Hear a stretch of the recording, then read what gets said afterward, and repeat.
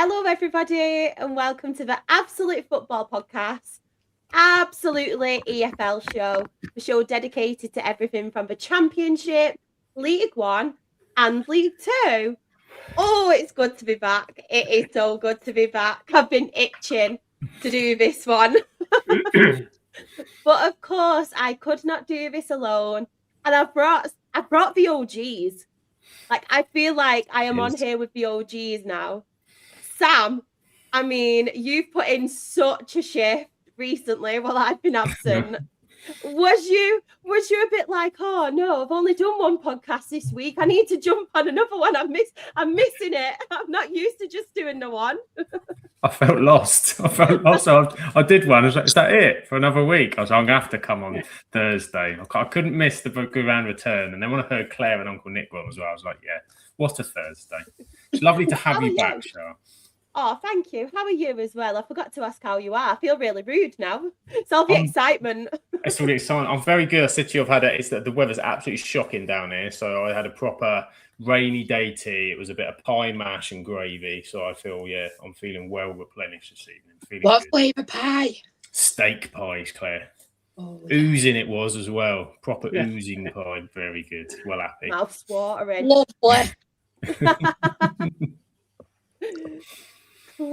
Claire, you're a little bit like me today. I've got a bad chest. I'm blaming Rochdale for my bad chest, by the way. I am not used to all these goals and last-minute goals. But obviously, you're struggling with your voice as well. So it may be a quiet one for Uncle Nick and Sam. Who knows with us two being quiet? I don't know what you Probably mean. Not with always us. Quiet. Always quiet. Exactly. How are you? Yeah. I don't know why Nick thinks that's so funny because he's met me. He knows I'm quiet. Oh, very, very quiet. But yeah, other than this throat, everything's good. You know, I support a winning team again. I love it. How are you, Shah? Yeah, I'm good. I mean, cannot complain when it comes to football right now. I know obviously we can't talk about it on this one. Hopefully next season we will. But yeah, I feel like you get a bit of a special pass, babe. It's going well at the minute. I'm not going to jinx it. I'm not going to get too carried away at the moment. But yeah, all is good in the football world. But of course, Uncle Nick, how are you? I mean, it's great being a Swindon fan. Oh, I don't know about that. There's so much going on. Football-wise, a bit indifferent, but we've won 2 on the trot, so that's good. With the most abysmal performance you will ever see at Harrogate, it was just dire. But we managed to scrape a penalty win in the last 5 minutes, but we'll take that all day long. I'll talk about it later. There's stuff going on off the pitch, which I'm sure you've seen. But also, Shah, thanks for the mention the other day when you were on. So really appreciate that. That was very, very nice to read. And it's a pleasure to come on your comeback. So super duper brilliant. Oh, thank you. Honestly, when I got asked that question, obviously Absolute Football Podcast aside, what other shows would you like to be part of? I was like, definitely Phil's Rushing. Definitely. Yeah, you'll have to come on soon. Come on with us and have a chat soon. 100%, because FIFA used to get me on all the time, and then obviously when we got relegated, I was gutted the fact we were going to National League, but I was more gutted that I couldn't come on Phil's Rushing anymore. Come on up the Dale. Come on, you've got to win that league for us. Come on up the Dale. Hopefully. And how are you as well, Uncle Nick? I haven't asked you. How's things? Yeah, all good. Lots of things going on. Had another birthday at the end of last month, so ticking the numbers up. So hopefully I'll keep doing that for a little while longer. So yeah, we had a nice family day out on the Sunday. So all was well. Oh, love that. I just want to apologise as well to anybody who hears me coughing. I will try and mute, but it's coming upon me that quick. There is a chance I may end up doing a real pathetic cough midway through a sentence. I'm like, do you know that Little Britain, the computer says no when she goes, that is literally me at the minute. It's really bad. But hello to everybody in the chat as well. We have Shawnee, we have Luke, we've got Simon, we've got Paul, we've got Graham, and we've got Glenn. All okay? what we will be doing is obviously talking the results, but we will be talking a little bit about the transfer window as well, and what clubs we think personally have made some good signings. Harrogate, though, I'm coming at you. We've only gone and signed Super Sam Waller on a permanent deal. Yeah, Harrogate. Fuming. You can't tell, obviously, how fuming I am, but we will get onto that later. But we have to start somewhere. Oh no. and it starts again. Oh, I need to get used to this layout, honestly. StreamYard has changed. It's changed. What did you do? It's all changed for some reason, so I need to add people in. I thought I did it all right, but I've not. But makes it more fun, doesn't it? But yes, the championship, and we will start from the weekend. Sam, I am going to come to you first. Any on here you want to talk about? And obviously we will get on in a few minutes about the news that has come out of Leicester as well today. Yeah, I'll leave that one for now. So, yeah, I think the one at the top there, Derby turning over Bristol City is an incredible result. I mean, I didn't realise how good their away record is. They've got the best away record in the league. I think that's 8 from 15, 3 on the trot as well. But to put 5 past them as well, and, you know, when it's 5 different scorers as well, I always think that almost makes it slightly more impressive when it's kind of shared around the team and just absolutely torn them over. 2-0 up after 16 minutes. From that point on, it was done at half time, 3-0. They've been in phenomenal January form as well. You know, that's 4 wins, a draw and a loss, 13 points in 6 games. They've crept up kind of slowly and found themselves, and I won't say it, Claire, because we'll save that for the league later on. They've crept up slowly, but they're on the cusp of off the playoffs. So I just think it's just been really impressive. And Eustace has now got them together, doing what they need to do, and so they leapfrog Bristol City in a pretty major way. So they're probably going to be targeted a little bit now. I'd imagine people not so going to see that they're a difficult outfit, but yeah, I think 5-0 against anybody away from home is a tremendous result. Yeah. Can we as well just mention the fact Richard O'Donnell is still playing in net and is at Derby? I mean, I did a watch along on my channel of the other Derby game versus West Brom. He wasn't playing. After I got told he has been playing. So then I did that watch along, and then I decided not to do the watch along last Friday. I had other things to do as well. And then Richard O'Donnell were playing, but hats off to him, because I feel like that guy, I know they say about goalkeepers, and as a goalkeeper, you can carry on until you're that little bit older, can't you? But I feel like he's just not aging, like in all aspects. He just looks the same, Richard O'Donnell. And yeah, I think it's really good to see him obviously playing in a championship again. Yeah, it's amazing for him, isn't it? And as you said, like he's getting younger. He's almost doing his career in reverse, which is amazing. To be in nets for Derby, sort of what he's the career that he's had. So yeah, fair play to him, because he seems like a phenomenal person from everything that you've told us about him. So yeah, so nice. He is really, really nice, isn't it? Another thing I just wanted to mention while we're talking about Derby is I saw that Sammy Schmodix has actually gone on loan, hasn't he, to Derby County? And I feel like, honestly, when he was at Blackburn, we all were talking about him, wasn't we, and how well he was doing. He obviously got that move to Ipswich. It hasn't really worked out for him, has it, in that respect? But obviously that bad injury he got as well, didn't he? I think that was actually for Ipswich, if I'm right in saying. And then obviously for him to go on loan to Derby, who are obviously doing very well at the moment, that's only going to be a boost, isn't it, for Derby County, surely? Because we know what he's done in the Championship and obviously what he did for Blackburn. And if Derby County are performing at the moment anyway, adding Sammy Schmodix, a proven goal scorer, to that team, it's only going to get better, isn't it, Sam? Yeah, you think it would boost them because I mean, Schmodic when he went to which it's that Blackburn side as well wasn't a great Blackburn side at all. You know, they were fighting relegation, and he was still the top goal scorer, and they finished just above, didn't they? If I remember. And there's always the question: is this just you get shows and they have like a purple patch season, don't you? He goes, is this one off? And so you could understand taking the move, and it just didn't work at Ipswich. You said, Charlie, injury, but Ipswich bought a lot of players going in the Championship. There was a lot to contend with, so for him, it's probably quite a good little reset as well. And to come into like a really confident side and add something a bit special, he might be the X factor that can grab them in the games that they're going to need to if they want to get into the playoffs. So yeah, I think it's a really good deal, and I think good for Derby and good for Schmodic. Definitely. When you said that as well, Sam, I got that man's voice in my head from the X Factor announcing Schmodic. What the bloke who does the X Factor. Voice that does it. I was going to do a really bad impression, but I'm not going to. No, I'm not. Yeah, it's going to make my throat even worse. This is probably why my throat's always gone at this point. I talk too much. We have Luke, no 0-0s. Sorry, Luke.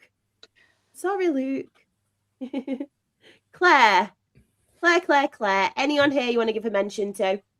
I feel like it's just like really, really obvious to mention them, but Middlesbrough, because obviously they've completely caught up to Coventry now, like it's only goal difference. Kim Hellberg, what an absolutely belting job he's doing there. And it's the same age as me, man.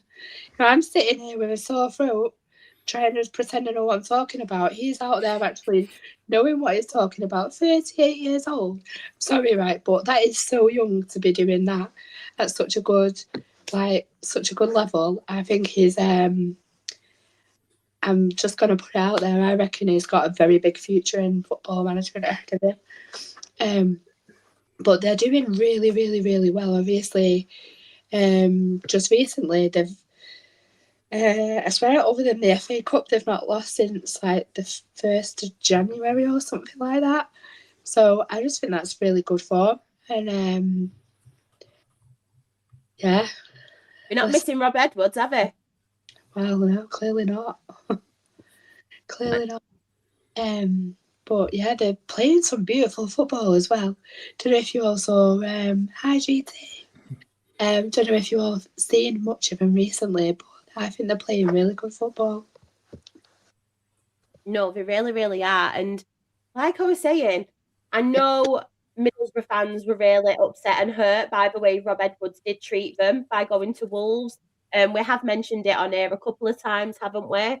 They didn't really know what to expect after that, but this appointment has been absolutely fantastic for him. And like we said, I know there's some Coventry fans in the chat now, Simon and Glenn being two, but at the moment, I think it's Middlesbrough, isn't it, who are looking like the team who are going to go on, because Coventry are obviously on a bad run again. We were talking about it not that long ago where we thought they were going to run away with it, and now it's reminding me a little bit of that Walsall last season. Whether they will completely capitulate, I do not know. I don't think they will, to be honest. I don't think they will self-destruct to that extent. To be honest, I'm hoping not for Glenn and Simon's sake, but Middlesbrough, they're just on the up, aren't they? They really, really are. Quickly go to the chat. We have got Glenn, Borough will come unstuck versus Sheffield United and Cov. Honestly, I'll be happy if Cov and Borough go up. I'll be happy with that, to be honest, because I know obviously Middlesbrough, we've seen them in the Premier League before, but it's been a long time, hasn't it, since obviously they were in the Premier League. And to see teams like Coventry and Middlesbrough go up, who we haven't really seen go up in so many years, instead of, I don't mean to be disrespectful, to the teams that your Sheffield United do you see all the time. You've seen obviously your Norwiches back in the day. I know they're not doing as well now. They're getting better. Those kind of teams. It's nice to obviously see a couple of other teams who we've not seen in a while, isn't it? And it's good for the Premier League as well, isn't it, to see a little bit of a difference. Definitely is. I think even if you just look at the top two, again, like it's teams that have not been up and around there. Just think you're right, it's really good. It's refreshing, isn't it? Yeah, much more of a neutral thing, isn't it? I think, say, when you're also being in the Premier League, you want to see new teams come up and you want to see something that's fresh and different, and particularly like, you know, if you're of a certain age, you remember Middlesbrough being in the Premier League, you remember Coventry being in the Premier League, kind of that sort of late 90s. So it's been a while. So I'd take those two up quite happily. I think that'd be really refreshing for the Premier League. Yeah. Simon's Spot as well can quite easily see Borough overtaking us. More than happy at the moment to take second place. Like, just gonna not even like taking the mick or anything. And Simon knows I've been picking up Coventry quite regularly. Like, happy being second, but continue the form you're in. What's your thoughts? Because you're only going to go deeper out of it. Like, are you worried about that, Simon? Not being horrible, by the way. No, it's true though, isn't it? Because not that long ago, like before, obviously, I wasn't on the pod. We were talking about Coventry and how far ahead we are. Like Exactly. I said, similar to last season with Walsall, and we saw what it was like. And as I've said, I don't think it'll completely happen like it did with Walsall, because I think obviously Frank Lampard, that mentality, that mindset, I don't think he'll allow it to get to that level. But surely he must be a little bit worried being so far in front. He has put as well, we seem to have forgotten how to keep clean sheets and win games. And that was one thing we were doing, wasn't it? The defence were very, very good. Coventry at one point, and they are obviously struggling with that. Sean has put that they're forgetting to win as well, Northampton, who we will get onto a little bit later. But yeah, I completely agree. And Glenn has put our home form will keep us in the top two. We are very good at home, to be fair, Coventry. I do back that up, to be honest. It's the teams chasing them as well, isn't it? Because everyone feels that Ipswich have got a run in them, and Hull have been storming it recently as well. Hull are right up there. I mean, couple of weekends that can turn pretty nasty pretty quickly, and you've still got 16 games left. That's a lot of games. Yeah. Definitely. This made me laugh. Is Claire's voice going to last till her Tanto segment? She'll make it last. She will make it last. You joke about this, and as much as I'm buzzing, I've got a little bit of a rant. Oh?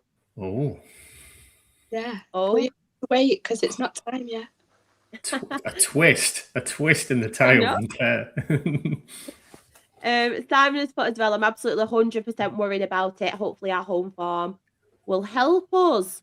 We shall see. But Uncle Nick, any on here you want to give a mention to? Yeah, I'm really surprised. You look at the table, teams like West Brom. I mean, what the hell's happened to them?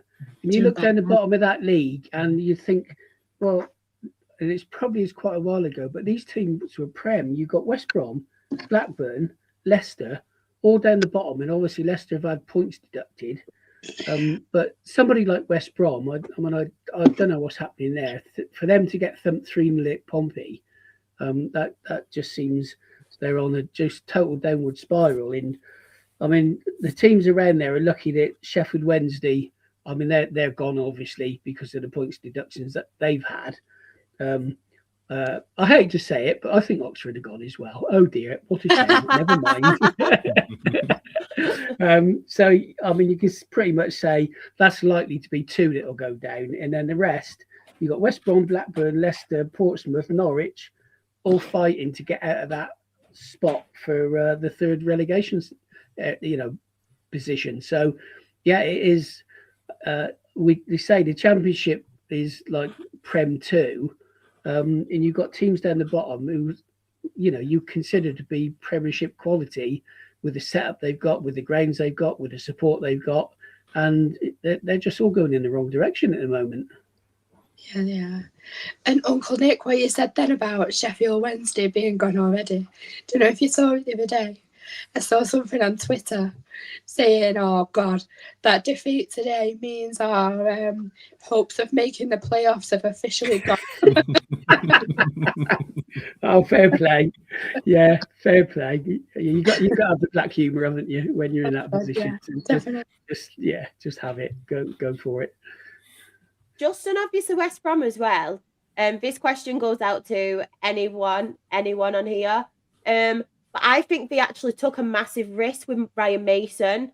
I know he's had like interim roles at Tottenham before, but I just don't think he was cut out right now for that. I don't think he obviously had the experience. He was very good, intelligent player, and we've seen obviously players. We're seeing it now in League One with obviously your Tom Cleverleys. We're seeing it with Jack Wilshere as well, where we've seen it with obviously Frank Lampard, but Frank Lampard has had obviously more experience from previous roles.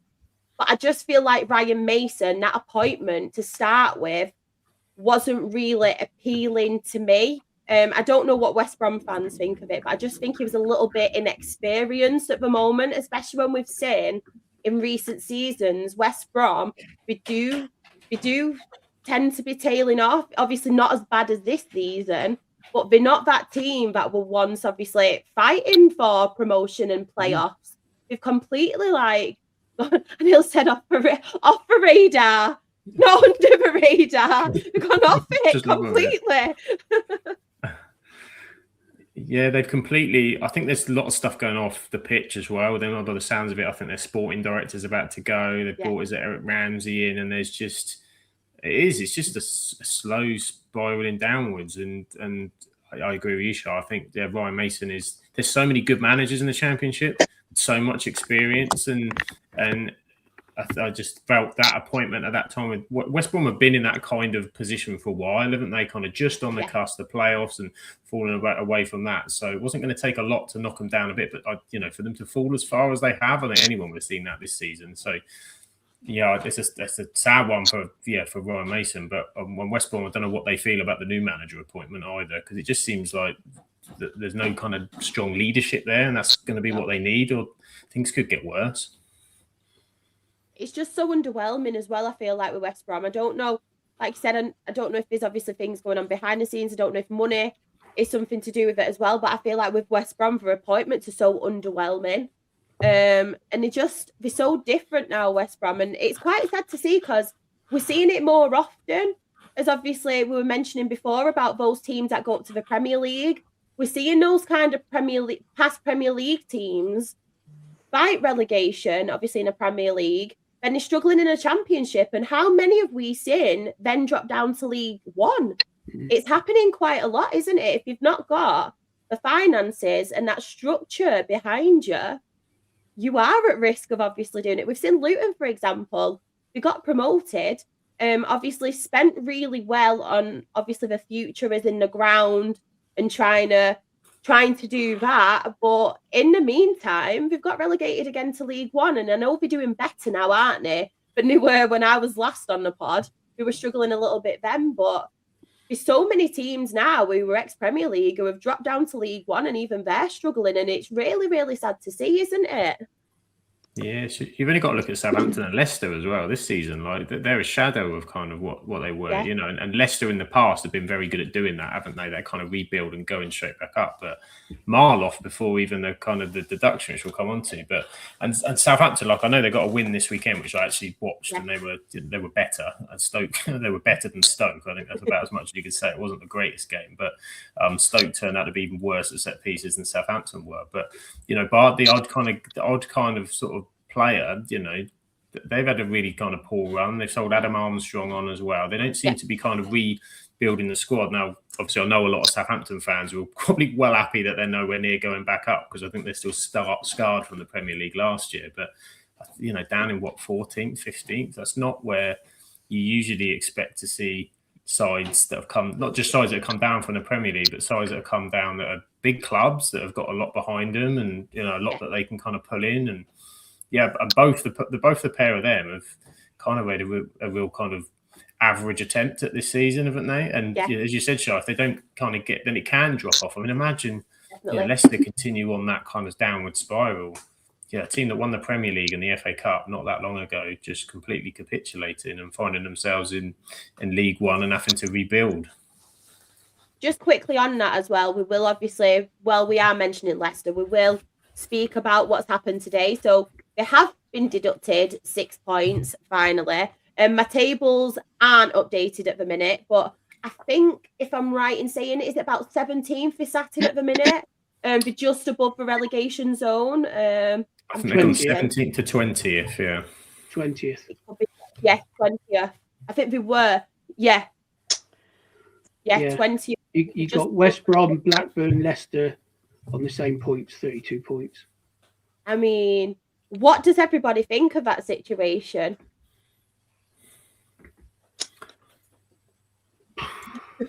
I mean, it's one that's taken a while, isn't it? That's the thing. It's taken a while to come to fruition because it was the Premier League and it just took so long, and then the EFL had to get involved, and yeah, I think it depends which side of the fence you sit on. Probably that's always the case with we always used to have a joke on the Premier League though that if someone got a points deduction, then Everton wouldn't fall away from getting one. So Rebecca's going to be nervous tonight because someone's got one. But yeah, but at least it didn't take as long as Man City, did it? Oh, that hasn't been done yet. Oh, yeah. We'll deal with that Yeah. We'll deal with that in the 2032 Absolute Premier League show one day, maybe.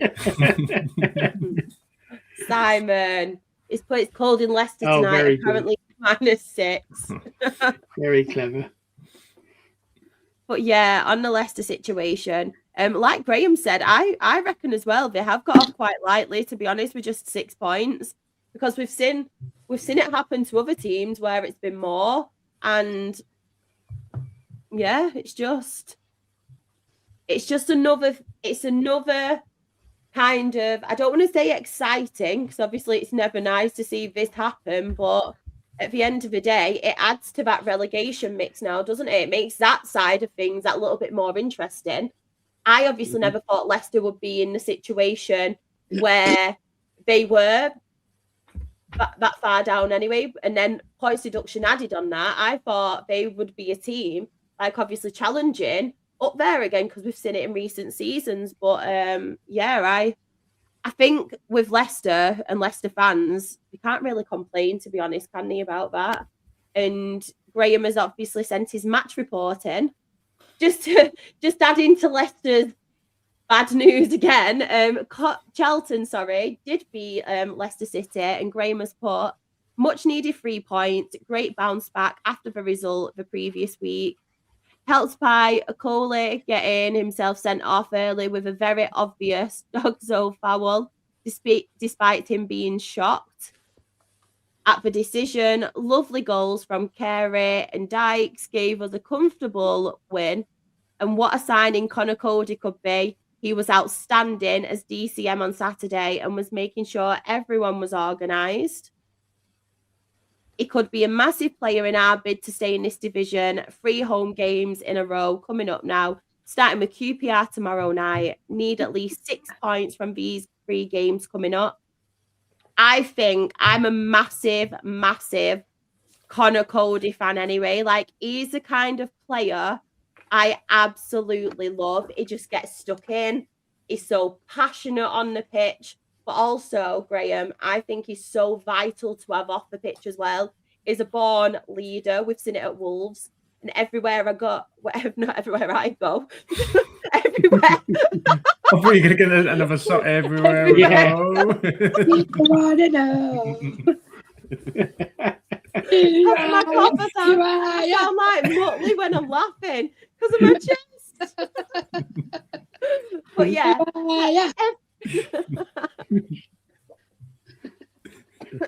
Sorry, everyone. I sound like Muttley. Everywhere he goes, he's proving it, though, hasn't he, Conor Cody? And as Graham says, I think, and I know you can't just rely on one player, but someone like Conor Cody and what he does, no matter what team he's in, it's just absolutely vital, honestly. And I'm so impressed when I saw it. I was so impressed with him coming in. I don't know if anyone else thought the same. I think he's a really good player. It's his experience. But, like, he's just always seemed like one of those thoroughly good people as well. Yeah. And that kind of person, like you're saying, Like, they're just good to have round. So, yeah, he is a great signing. Not as good as Jaden Fevrier for him, though. Definitely. Oh, this laugh is really... Honestly, I've got a bad laugh anyway, but this is completely like doing me in. But yeah, he's put as well. On the pitch, they were very poor on Saturday too. Definitely worrying signs if you're a Foxes fan. Unrest off the pitch and awful on it. Not a good combination. Do we think, obviously with Graham mentioning that as well, with Leicester, do we think they'll be able to bounce back from it? Or do you reckon it could really, really affect them on the pitch too? Especially if you're not playing well anyway. You don't know. You never know, do you? But I think it's one of them things that when you're going through a pretty shitty spell anyway, it can have, like, obviously far from the desired effects. It can be like another nail in the coffin kind of thing. Yeah. So I suppose you just have to watch this space and see what happens now off the back of it. The other thing as well, with it being January, isn't it? You know, there's a couple of transfers coming for them, and they'll need them to hit the ground running, something fresh. I think they've got Joe Aribo from Saints, and Lascelles has come in from Newcastle. It's a bit of experience to get stuck in there.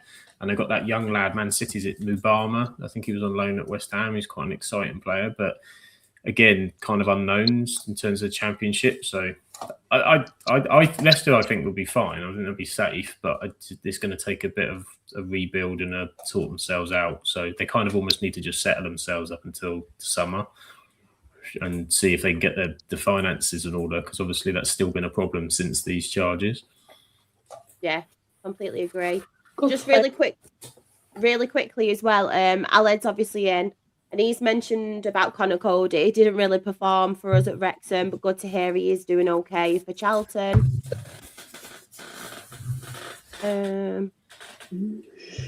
Simon's put only a rumour. I can't speak now. Only a rumour, obviously, but apparently the owner isn't that interested in the club, and he's only still there because he feels he owes it to his dad. Oh, that was sad what happened. It was sad. Obviously, we don't know the ins and outs of that and whether he is or not, but yeah, that's sad. That is sad. Connor Cody, Agrisha, you could see his leadership on Saturday. Bear with me, I've got all different chat. I've got Dreety's match reporting. Paula's put, Cody is a defensive centre mid. Iniesta-esque. Love it. I'm glad. It's good that he's playing that role as well. Really, really love that. What about Ayo? Graham hates to see it, obviously. Simon would have loved to sign Cody. I think he walks in any team. Definitely. Happy 2 years of Nathan Jones too. What 2 years it's been. Do you know what? I know he's like Marmite, where people love him. I know people hate him. But Nathan Jones, you cannot deny as a football fan what he has done at Charlton. I think he has done a fantastic job there. He did well, but I don't think he's getting to a third year. Do you not reckon? No. I mean, obviously we're talking about transfers in a bit, but I think he's dividing the team. You can talk about it now if you want, Claire. Okay. I think he's dividing the team. Some of the players that have come out on loan or whatever, they've left. So obviously I've seen what Tanto said, and he's saying like he's missed the feeling of being wanted, and like he's it just kind of Graham said the same thing to me the other day, so maybe you can quickly type what he thinks, but it just kind of seemed to point to the fact that maybe there's something going on at Charlton that's not been good for some of the players. And then you look at Apter, who signed in the summer, who got goal player of the season in August and then barely played again after. And Graham said there's rumours in their fan base that like he's lost some of the players or a lot of the players. You kind of obviously can believe that because you know what kind of character he is, but you kind of wonder if that is true. Then what does it say for the latter part of the season? Obviously, he's brought some new players in the window, but what's to say they work with his character, flairful character. I just kind of, I don't think he's going to be a mega third year, but obviously, I'm not a Charlton fan. I'm only going off what Graham's told me as well. So, just be interesting. He's a bit of a wanker, in it. Do you know what? He very much. I know. Just love how Shaw went. Yep. No, it very much reminds me of, and you'll probably agree, Claire, as well, because I know a lot of people don't like him, but from personal experience, it reminds me very much of a Keith Hill, where you either love him or you hate him. There's no middle ground. And with Keith Hill in particular, he, with the players, you either got on with him like they were his sons, or they completely, they completely obviously didn't see eye to eye. And that's why they had to have the middleman in David Flitcroft at the time. Yeah. Because he was the one who dealt with like the players and stuff, because Keith Hill wasn't like that whatsoever. And he reminds me very much so. That's from personal experience, like being a Rochdale fan, Nathan Jones reminds me very much so of like a Keith Hill. Yeah. So I understand that completely, because at Rochdale as well, with Keith Hill, he either really got on with the player, or if you wronged him, and it didn't have to be anything much, if you wronged him, you were out that door and he just wouldn't play you. And I feel like it's the same kind of thing happening at the minute. But from the perspective, as in the football perspective, like getting them promoted and stuff, I think he's done a fantastic job there. But obviously from that perspective and hearing it, which I wasn't actually familiar with, but now you've said it, obviously, there obviously will be worries from that aspect. I'm not going to read this out, but I do agree with the bit with Graham, where obviously you said he did obviously kept them from heading to League Two, took them to the Championship, and obviously they did get to Wembley. So yeah, I will read that bit out, but I won't read the beginning of it, because Graham's not telling the full story there though, because it's not what he said to me the other day. And I'm gonna find. He's put it here as well. He said Tanto's comments were interesting, talking about being loved and wanted again, something like that. Definitely think there's truth to losing the dressing room noise. It's put here as well, Graham. I definitely think a few have fallen out with him. The summer will be interesting for sure to see what happens with the ones loaned out. Uncle Nick, Sam, do you have thoughts on Nathan Jones? Do any of you actually think he's likeable, or any of you have a little bit of a liking towards him, to play devil's advocate? Don't really know enough about him, to be honest. That's good enough. At least you don't agree with these in the chat. Just picking up on another team, Middlesbrough. They will go up because they signed from Aston Villa our player of the season, who played half a season for us. Although he's not getting any game time on there, he's coming on as a sub.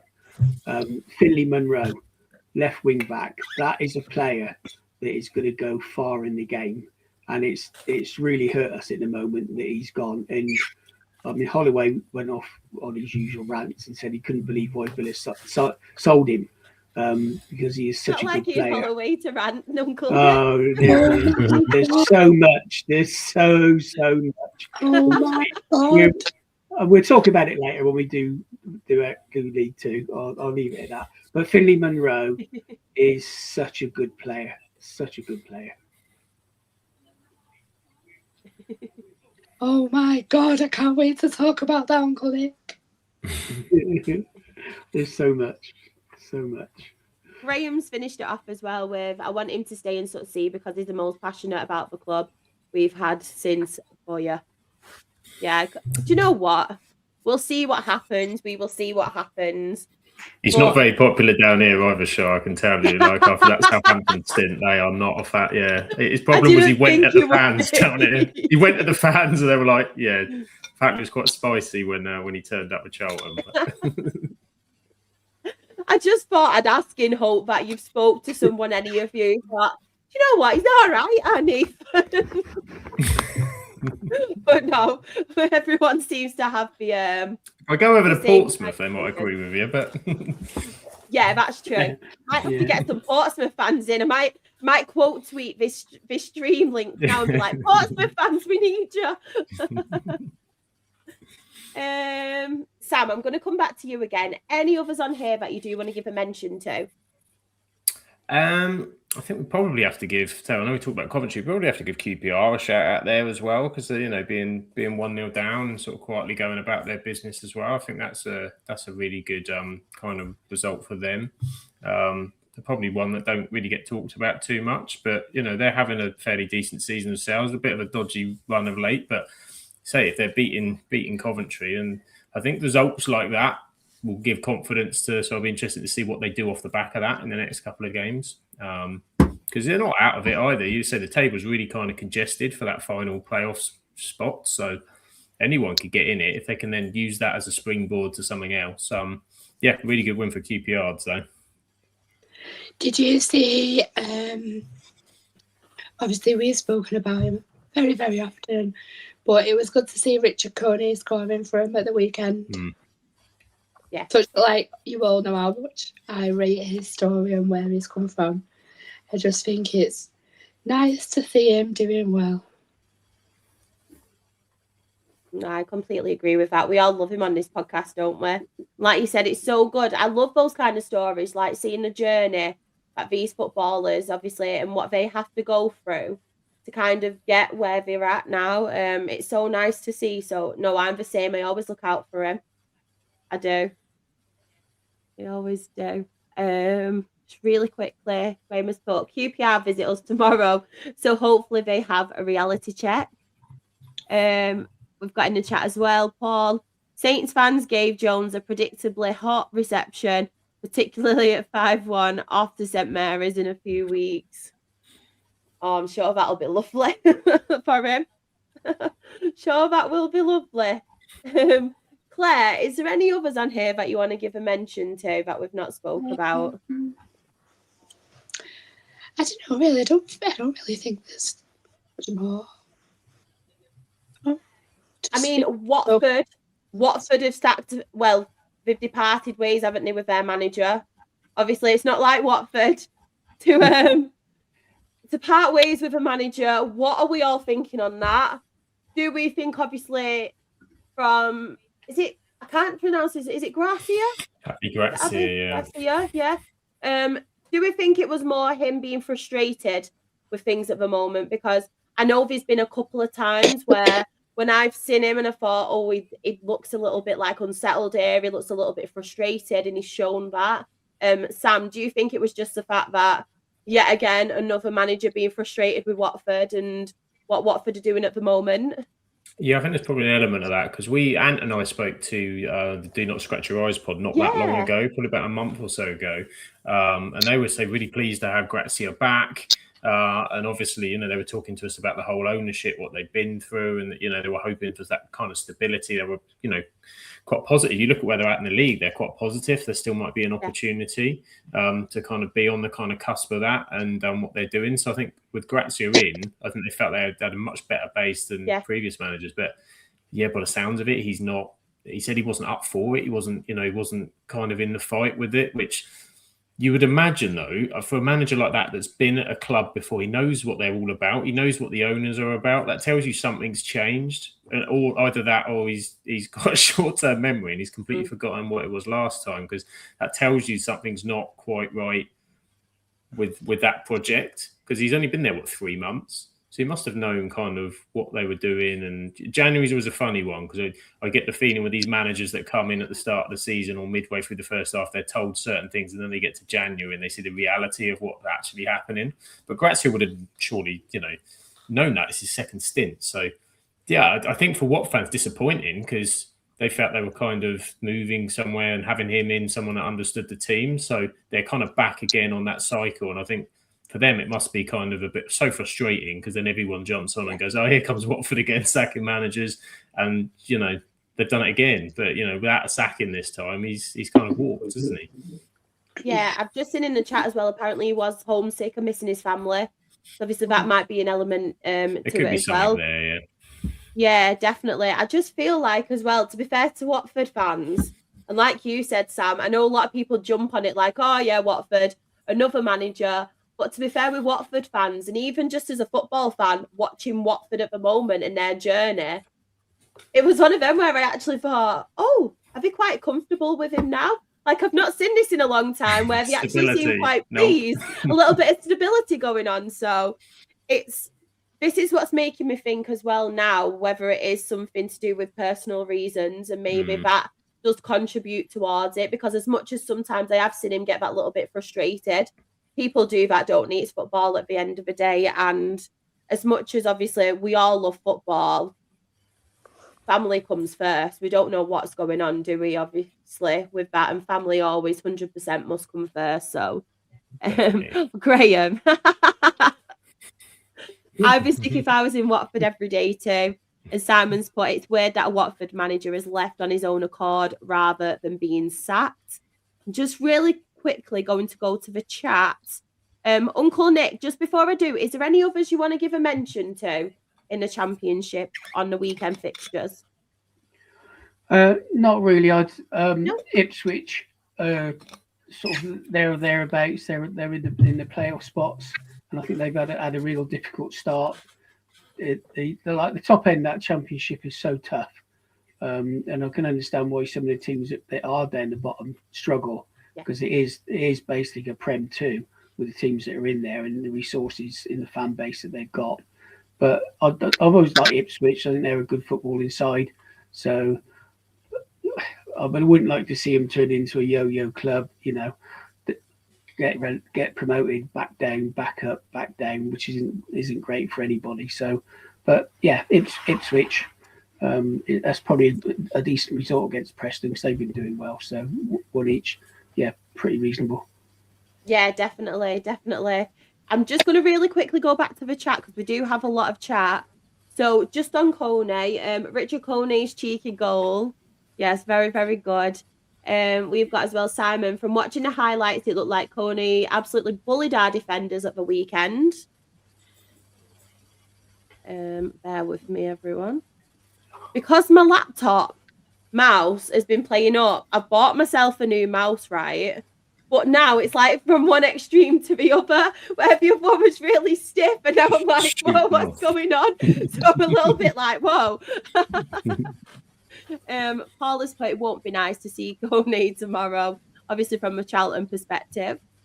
And we do have a few match reports in the chat. So I have got yours, by the way, Drita. David has put as well, I expect his Saints being in the playoffs. There's still time. Do you think they'll get there, Sam, or do you think it's a little bit too late with obviously these teams at the moment playing decent, aren't they? They need to be doing something different to what they're doing. You look at the sides above them. I mean, they so as I said earlier, they lost Adam Armstrong. They brought in, I think, a Canadian striker that scored about once in about 350 games, I think. So I was being told today. So they haven't got great high hopes, but apparently he's quite tall. So you never know. No, they need to do something different. They've not been putting winning runs together all season. And they said, Saints fans' dreams, they said, is that they get knocked out in the semi-finals of the playoffs. That is their big dream this season because they don't want the drama of getting knocked out at Wembley and they don't want to go back to the Prem just yet. So, no, I think that's asking. It's asking a lot. Things can happen, but I think it's a big ask. Just going to go to Aleds as well. He has put in here. It made me laugh because his first comment, I forgot to star it, but it was like, play Wednesday on Saturday. So that really made me laugh. And then he's put Wednesday in the first half, not much happened. It was quite even. Wednesday had chances, but not clinical enough. Same for us. And then he's put, we definitely deserve the win, but would have been harsh on Wednesday if we won the game by more than one goal. Wrexham are doing very, very well, aren't they, though, in the Championship? I know a few people, obviously, at the start were saying they had a little bit of a slow start, but for adapting really, really well, to be honest. Like some of the players they've obviously they've signed. And am I right in saying they are in a playoff position? Wrexham, let me have a look. I'll be just Yeah, they're doing very, very good. They bought a lot of players in now, haven't they? And then they've got another big cash injections coming too. It's Davis Keeler Dunn, man. He's so good. I would love to have him. Like, despite all the people there, I think he's going to do an absolutely incredible job for Wrexham. Absolutely amazing. If they do get to the playoffs, you wouldn't want them there, to be honest. You wouldn't want to be playing up against Wrexham in the playoffs either. That could be because they'll just be riding an absolute high, and they'd be one of the teams you'd be like, I don't want none of that in the playoffs. It would just suit the fairy tale story, wouldn't it? Even the crowd as well, but obviously have like those numbers behind them, and like you say, the dream that everyone's talking about and everything. It would be good. But imagine Wrexham, though, to be fair, in the Premier League, like the likes of, like we're saying, Middlesbrough, Coventry, and then someone like your Wrexham as well. It'd be mental, but it'd be so good, like seeing that happen, wouldn't it? To be fair, be fun. I'm here for it. Aled actually said as well he was expecting 12th to 14th place, and Paul wanted obviously Keeler Dunn at Charlton, and then Graham has put Blackburn versus Wednesday, the saddest game in football as it was labelled, and Blackburn Rovers did get that win. As we've said on numerous occasions, I'm taking it now. I took it anyway after the points deduction, but there's no coming back for Sheffield Wednesday, is there? They're just completely like, even though, like Aled said, they had the chances and stuff, they just weren't clinical. They're just not managing to get any results, are they, at all at the moment? And aren't they? Both teams, like Blackburn, for instance, who were just above them in the relegation zone, just out of it, they're the teams that, even though it is difficult still, they should be trying to at least get a point or 3 points against them, but they're even struggling to get points against the teams in and around them, aren't they? Such a sad situation. It's really sad. I think I read, I don't know if any of you read it, but on Thursday or Tuesday, one day this week, I read a statement that was put out, and it was saying like, they're proceeding well with the sale. They've got the period of exclusion with the preferred buyer. They had the offer of a £1 million loan, but didn't need it. The gate receipts are keeping them afloat. But they were saying that the preferred buyer, who's in this period of exclusivity, he's agreed this season to cover any shortfall. So at this moment in time, they're actually doing really well. There was some concerns from some fans regarding a few things that were going on, and they were worrying about the sale, but they were saying actually it's all going well, but like the sale of a couple of the players kind of was forced on them by the administrator, because regardless of how positively things are moving in terms of that purchase of the club, administrators always have to look at a worst case scenario. So they were like, actually, if this falls through, selling, making money from selling a player actually could be vital. So they were saying that ever since they've gone into administration, they've actually managed to pay every single member of staff on time. So I think that even though obviously there's some grave concerns on the pitch, like I just think that things are moving quite positively off it.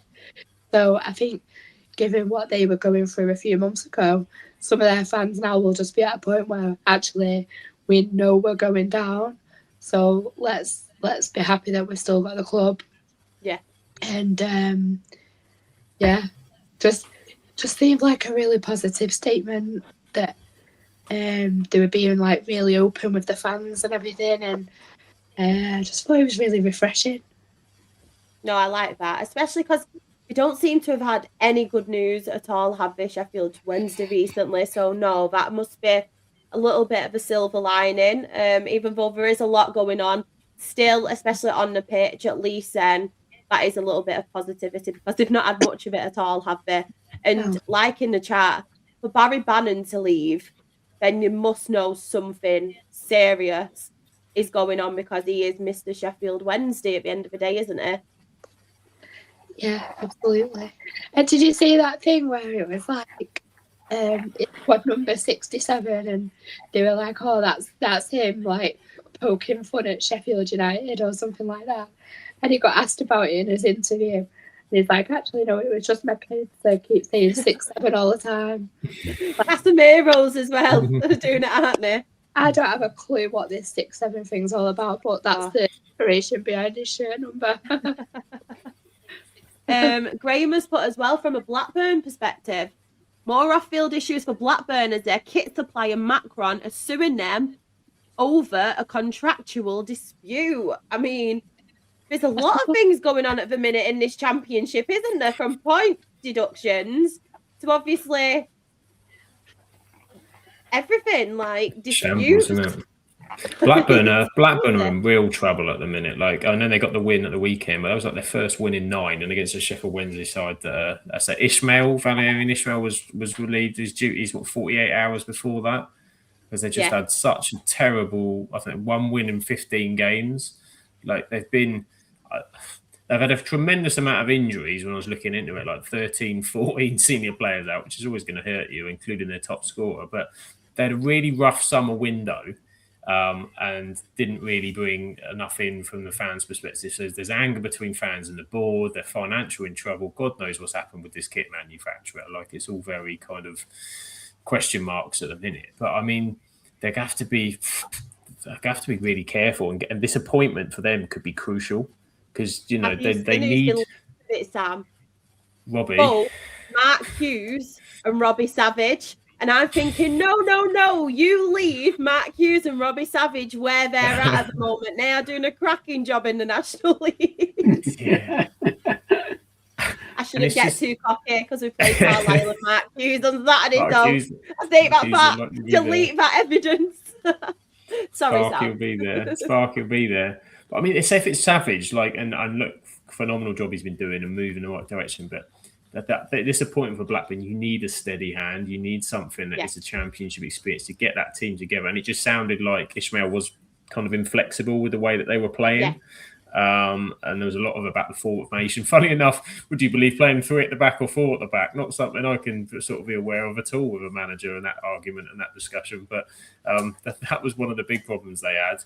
And it's just, exactly. The Venkies are kind of been making a bit of a mess of that for a little while. Yeah. But we've had some good players there too, and they can't keep hold of them, and they're moving on. And they're a team that have been slowly kind of sliding. I think they outperformed themselves last season because they were on the cusp, weren't they, of the playoffs? So everyone kind of ripped them off. They got a couple of decent signs in, like Todd Cantwell coming in, and they got decent midfield as well. But I think this is a really, really important appointment. Who they get, and they need to do it quickly. Because while the Sheffield Wednesday one's good, they've got 3 points. Sheffield Wednesday are being beaten by everybody. You need to see Blackburn start putting it against teams that are around them as well. Otherwise, they're going to be in real trouble. This comment made me laugh because you mustn't be talking about me. I was going to say, what shows are you watching? I reckon Polar Knights has got the volume down. He's watching us, but he's got the volume down. He's put on another podcast. No, but thank you so much. Honestly, that is such a lovely comment. But I love this show. It's so rare to listen to people that know what they're talking about. From someone that likes the Polar Night, I'm so excited for my trip to the Polar Night area. Oh, have you booked another trip? My God. I'm going to 300 kilometres above the Arctic Circle, Shah. Stop. Yeah. Love that. In November, when it's going to be really cold. You need to wear one of your coat things, Claire. Do you know what? I thought this Polar Night person's going to better change their mind when I start talking now. I've actually got a new coat. I love it. I love it. We need to see it in our group chat. We need to see it. One team I did want to mention as well is obviously Sheffield United, because as much as we have been saying they haven't got off to the best start, we said it time and time again, they have been picking up wins, haven't they? They have been on a run, especially I think it's at home. I think the home record is pretty good at the moment. But one thing I did want to talk about is Calvin Phillips. Calvin Phillips going to Sheffield United, because I think that is a fantastic appointment, not just for Sheffield United, but for Calvin Phillips himself. We've obviously seen what he can do at Leeds. Very, very vital, obviously, in that midfield role. Manchester City, it's never really paid off for him, has it? He's never really had that chance to kind of go on and play under Pep with Manchester City. I know there was a lot of people, and I think Pep himself were kind of criticising his weight and obviously his physicality, and he just wasn't cut out for it at Manchester City. We all know what Pep does. We all know, obviously, the intensity about playing for Manchester City. So for somebody who's been out of football for so long, apparently, I loved hearing the story as well. It was actually training, wasn't it? And obviously, I think it was Pep that came on the pitch while they were training and said, Sheffield United want you on loan.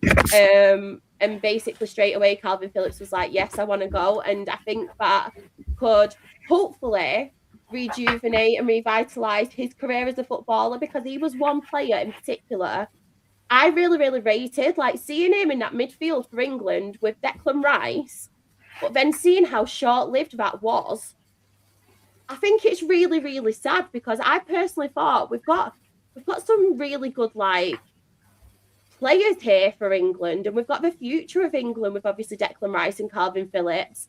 We saw them two playing together. He obviously gets his dream move to Manchester City, but it's just not paid off. So I don't know if you all agree, but it's just nice to hopefully see him start his career again and hopefully become the player that he once was, Calvin Phillips. Yeah, definitely for me. Yeah, I think the City move was just the wrong one for him, and it just killed him. Like he was never going to fit in. You know, they got Rodri sat there. He's not going to get in front of Rodri, and I just think, and some of Pep's comments were just not necessary. They were really, I thought they're distasteful to, he's not playing, but there was no kind of, it really then put a vision of the player, and everybody, particularly when it comes to the Premier League, is everyone then gets this kind of vision of, and it almost becomes like a joke player, and that's ridiculous, because as you said, Shah, in that Euros, when he was playing in midfield alongside Declan Rice, he was part of a key reason why he got to the final. He was exceptional in that tournament. And since then, we've not seen him. So, yeah, I think a good move for him to sort of get stuck in. And he was very good in the Championship when he was there before. It suits his type of football as well. He gets stuck in, he reads the game really well. So I think, that's a great addition for Sheffield United. I agree with you. I hope he finds it again and we can see him come back. And what I'm going to do now is obviously, I know I have got the graphic for the Championship, but I'm going to read out the new graphic because I'm going to take into consideration, obviously, the new deduction for Leicester. So it has changed a little bit, the whole Championship table. So what I will do, I won't put it up at the moment. So top of the table in the Championship, we do have Coventry on 58 points.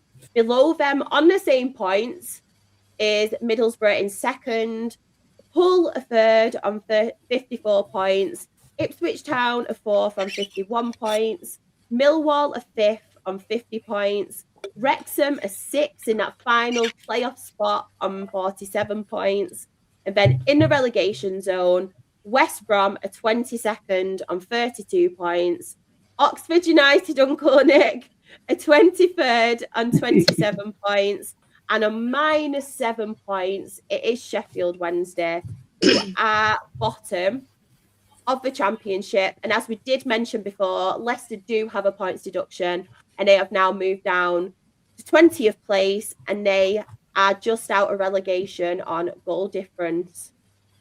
Let's just really, really quickly, we will have a little look at it. and we won't spend too long on it. So like we said, now Leicester are obviously 20th, just above Blackburn Rovers. How close is that, to be fair? Because you've obviously got West Brom, Blackburn Rovers, and then you'll have Leicester all on the same point. So I know we've been talking about, obviously, the playoffs and that title chase between Coventry and Middlesbrough. But even now, it's heating up at the bottom, isn't it? Apart from, obviously, Sheffield Wednesday. And I know Oxford are like 5 points behind both teams on 32 points. But it is looking a little bit tasty, isn't it, for that 22nd place in a relegation zone. It's that time of the season, isn't it? You know, you sort of look. I always love this time of the season, watching on when you're kind of looking, because it is just everything's at stake. Like, and it is kind of that tight. And I like it when you still feel like there's going to be a race. You know, that it's not all done and dusted. And yeah, I wouldn't know how to predict that, to be honest, at the minute, because I just think there's some there's some really unpredictable teams that are down there. So I don't know. I'd like to see who Blackburn get as a manager before you know. So Portsmouth have picked up a bit again, and they've got some games in hand. So I don't know. You know, Norwich again seem to have been a bit better. West Brom have been terrible, but new manager now. Don't know. I think it's really hard to predict. Definitely. Right, we will move on to League One. Yes, it's done it. Sam, will I nip off and grab a drink? Are you all right? Just carry on hosting duties. I'll be 2 minutes. Yeah, go on then. I love this. I'll take it back then to our co-host. Any games you'd like to talk about, Claire? Will hold Stockport for when Charles back. But is there any chair you want to talk about? Barnsley. Yeah. Barnsley. Barnsley. I think it's been a bit of a surprise to me, especially this season. That I'm not saying they're doing shit because they're mid-table, but I thought they'd be up there. And I think they've struggled quite a bit, being carried by DKD, who's obviously now departed. But I think that was a really, really good win for them. Obviously, Stevenage had obviously a little bit of a comeback around Christmas and just before, and ended up back, really the top of the table. But they've soon hit a bit of bad form, and just shows how open League One is, because they're not even in the playoffs anymore. I think it's just a really good win for Barnsley, that. They got a few games in hand as well, I think, haven't they? They had a number of postponements early on, so a couple more. I think they've got a couple of games in hand, definitely over most teams. Yeah. Yes, it could be interesting. What's going on with Stevenage then, Claire? Why is it turned away? I was going to say what's making Farley sad, but nothing could make that boy sad. So, so Stevenage won on the Tuesday before last, but before that, the last time they won was against us on the 13th of December. So they went through a stage of losing and drawing. God knows what's going on with them. Genuinely, I'm just looking now. They drew with Burton, drew with Wimbledon, lost at Cardiff, drew against Plymouth, lost at Luton, lost at Exeter, then drew at Bolton, drew at Mansfield. Then they did beat Peterborough last Tuesday, and then just obviously got beat again Saturday. Just seems like they're in a bit of a bad spell, aren't they? It's a good job that they had such good results before. Actually, I've just looked and they weren't in a good run until they beat us. They just always beat us. So since the 25th of November, they've won 2 games. Not good. In that time, they've played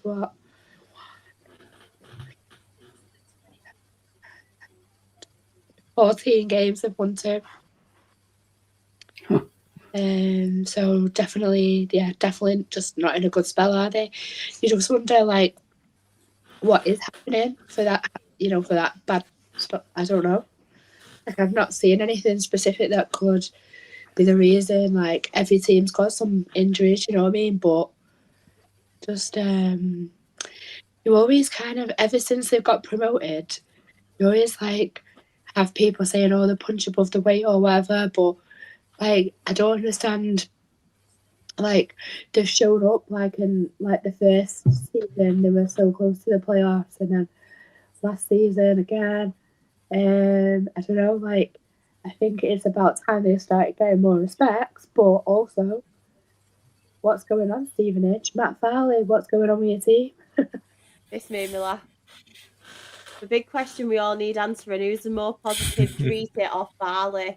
I think at the moment it's got to be our Drita, hasn't it? Yeah.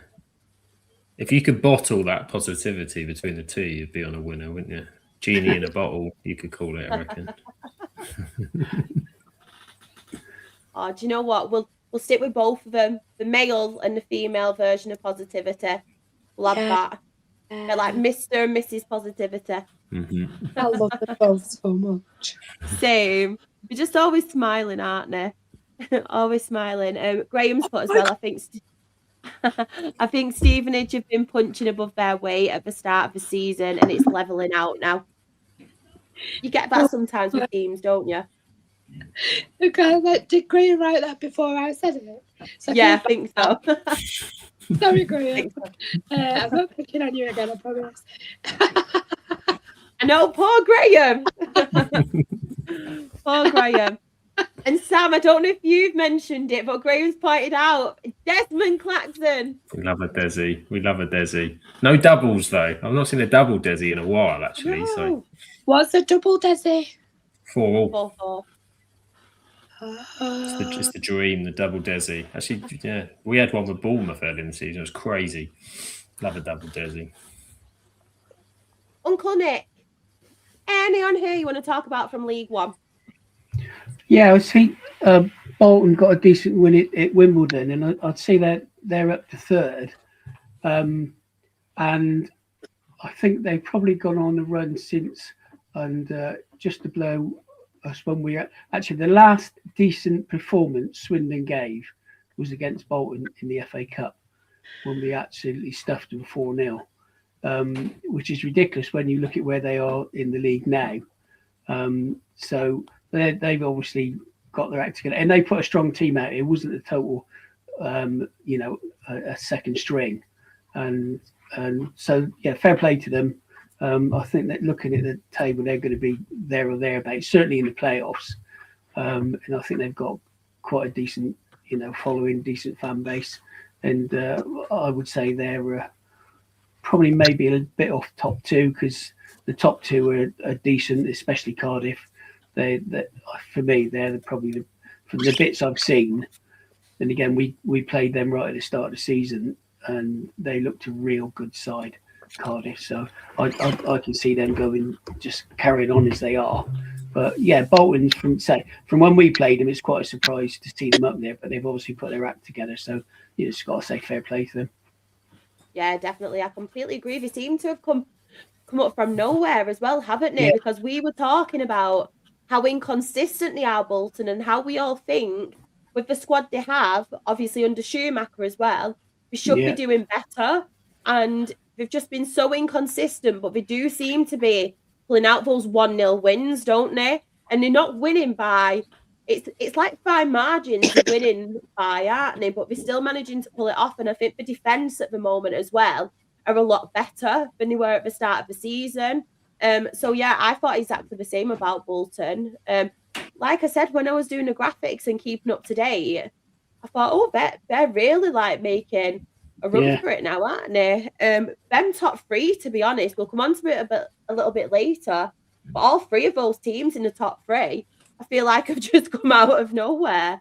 Cardiff as well, I will just talk a little bit about, because I know I have mentioned Cardiff a few times, but Brian Barry Murphy has got them playing some very, very good football. They seem like a very well-structured team as well, Cardiff. I was like, what's a well-structured team?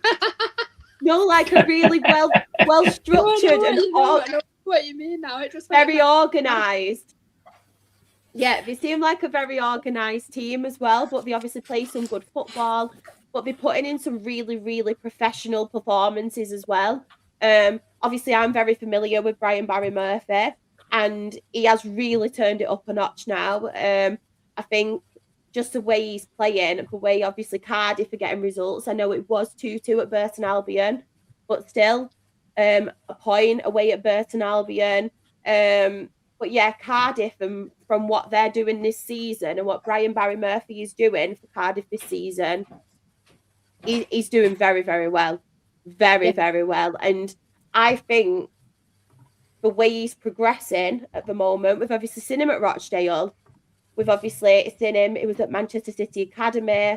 It was at Leicester as well in Ruud van Nistelrooy's backroom staff. So he's got that Premier League experience too, as well as like your League One experience. And I feel like with Cardiff, he can really, really take them up that notch. The only thing is whether if people are seeing what he can do, obviously what he's seen with like academy players and things like that, whether there will be a couple of championships teams now looking at him, whether it's like your Blackburns and stuff. I know they're going on about Robbie Savage. I know they're going on about, obviously, Mark Hughes, but whether they will take a risk on someone like Brian Barry Murphy in the football that he plays as well, I do not know. But I personally think Brian Barry Murphy will be higher up in the football pyramid very, very soon, whether it is with Cardiff or whether he does get poached for a higher club. Obviously, we played him recently, Shara, but I think I saw that they've only got beat once since the beginning of November, and that was against Lincoln. But they're also managing to, I mean, they do play nice football, I've got to say. Like, when we were there, we pretty much were on top for the first half until the bad injury. After that, they did play some really nice football. I think when maybe it's not their day as well, which is like we saw when they played us, they had like one shot on goal and scored right in like the 95th minute or something at Edgeley Park earlier in the season.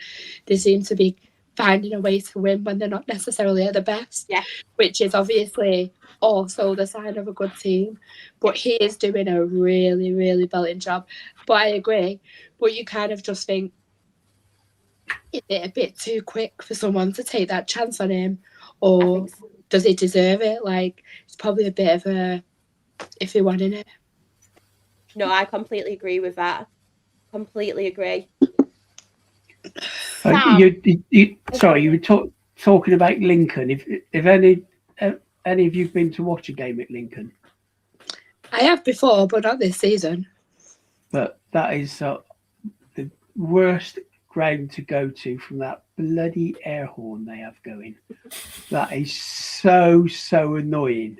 It's like, just can you stick it where the sun don't shine? I just hate going there.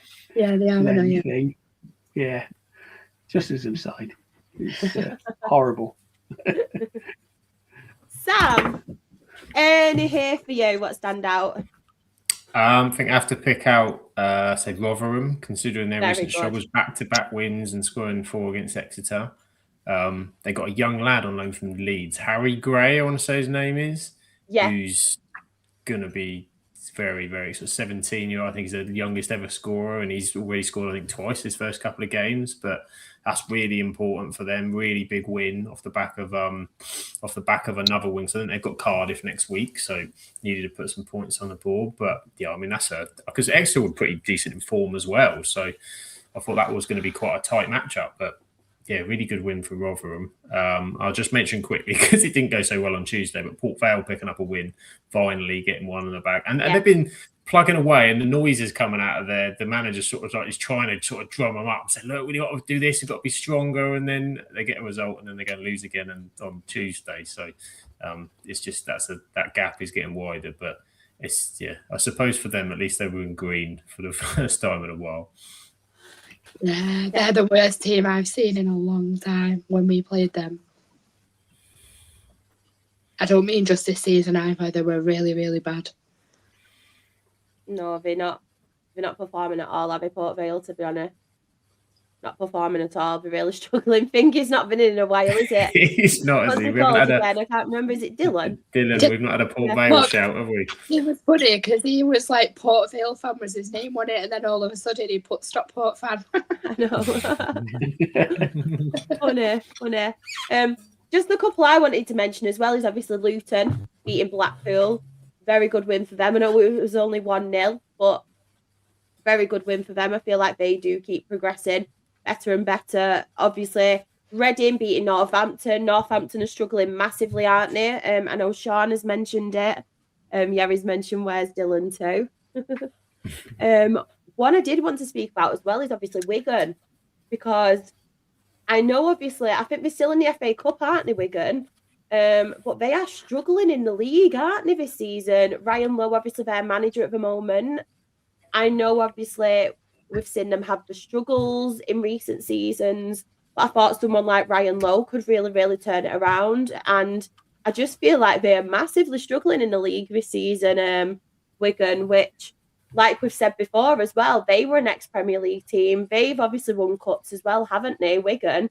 And it just shows, for example, what we were talking about before, where we've obviously got relegation and relegation again. But not good, obviously, if you are a Wigan fan. And there was one more, and I cannot remember. Oh, Reading. Did anybody see? I'm not going to say what it said on here, but did anyone see the controversy that's apparently happened at Reading with the kit man? Yeah. Oh. Yeah. 6-game ban. Wait, what? I can't really say for hurty words. Put it like that. Yeah. Leave it at that. Towards the referee, is it? I think, was it the referee or the fourth official? I can't remember. It was one of them. But do you know what one got of me one more... of the officials. Yeah. What got me more fuming is the fact that he said he should be in National League. I'm thinking, if he's a bad referee, we don't want him. We don't want him. But yeah, we won't talk about exactly what was said. If you all want to go on Twitter or Google or anything and have a look, it was a few choice words what weren't very, very nice, to be honest. But yeah, Reading's, I think it was the kit man, has now got a ban. Well-deserved ban, to be honest, as well. And just really, really quickly, I will put it up, but this is a final score now. Aki, yes, excellent. Really Love that. Final score. Hate Salford. But yeah, I was reading it before. Yeah, 30 words. Funny way to get you sacked. There were some real choice words in that as well. And Graham said he will WhatsApp you, Claire. It's just WhatsApp me. Surely that's a bit of a storm in a teacup. The thing was, though, don't get me wrong, it weren't nice what he said to whoever it was, whether it was referee or fourth official. Like I said, I was more fuming the fact that he said he deserved to be in National League. I'm thinking, we don't want that referee then. Why on us? to be fair, I'll talk about it later when we get down to League Two. It does seem a lengthy ban for what he actually said. I thought that seemed. Well, we'll talk about bans in a bit. I've got plenty to say about that. It says here he's the assistant kit man as well. Assistant man. He's not even a kit man. I mean, I don't know how much a six-match ban hurts you if you don't have your assistant kit man available. I'm not sure how much of a. Well, yeah, he can still do his job, can't he? But just not do it from home. He can't do it in the stadium. He can drive the kit to outside the stadium, and someone else will have to bring it in. He'll have to wash it at home. Claire, have you spoke Stockport? Go ahead.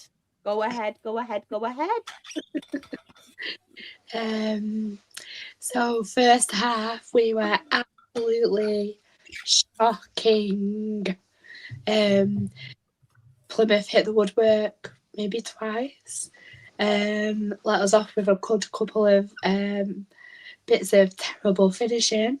And the luckiest thing for us at half time was that it was only 1-0. No exaggeration.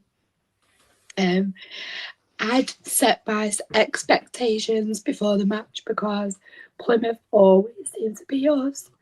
So I was expecting nothing at all out of that match. But second half, Kyle Wootton, can we just say, what a phenomenal season he is having. He put us back in the game with a naughty little flick. Have you seen it? My God, a back heel straight into the bottom corner. Go on, Wootton, you beautiful blue bastard. Anyway, then it was only about 15 minutes later that he leapt like a salmon and put us 2-1 up only 5 minutes before the end. Obviously, we were jumping all around the place. Daisy started absolutely loving celebrating a goal. And when we were up, she's like putting her arms up in the air like this. It's so cute. But I will say, I thought we were a bit lucky to get a win. And Owen Dale also hit the woodwork probably about the 90th minute. So it was a really good 3 points. I think it's like probably one of the standout wins because of the absolute shithousing that we did to do it. But having said that, we did play well defensively, aside from obviously poor finishing. A lot of it was due to good defending, and obviously putting them off to hit the woodwork as well. So I think obviously our defence can take a lot of credit. It was really, really, really, really good to see Lewis Bate back. He's been out injured all season pretty much. He came on in the second half and just phenomenal, exceptional. What an outstanding player he is. I know I give Ollie Norwood a lot of credit, but Lewis Bate, if he wasn't such an injury-prone player, he would be way up in the leagues. Obviously, we signed him from Coventry, I think. Or was it Leeds? Leeds. Can't remember. Wherever it was. Thank you. Very grateful. Obviously, it's been a big week for us as well because we announced the signing of Adama Sidibe from St. Johnstone. And a lot of people were saying, this is terrible. He's a championship player from Scotland. Like, we need better than this if we're serious about getting promoted. But some people progress, you know. Give him a chance. Don't slag him off before he's even kicked the ball for us. You know what? So what if it fails? That's football. Give him a chance. Anyway, what I've got to say is, not in a pervy way, I have never seen legs like he has got.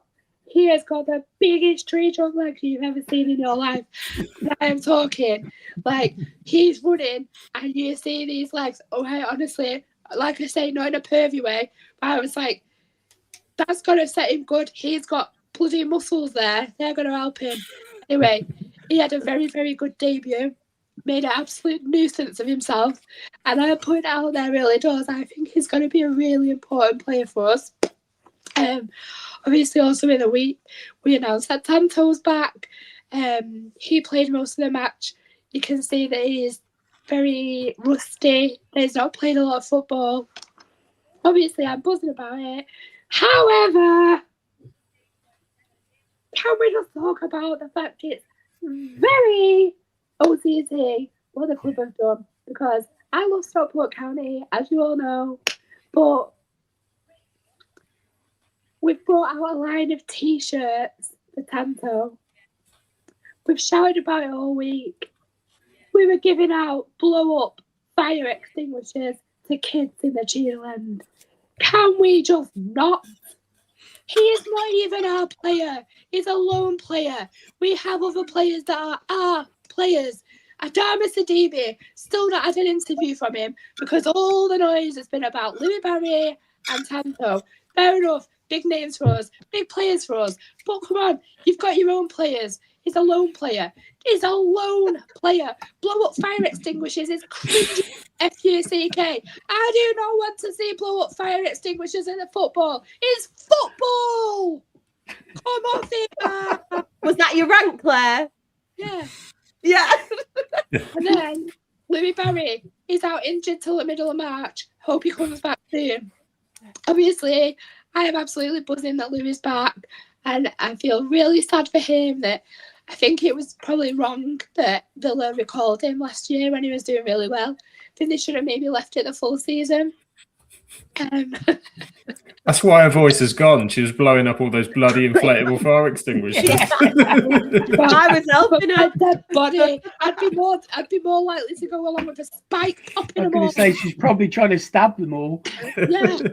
So, Louis is currently still at Villa for rehab because he's coming back from an operation.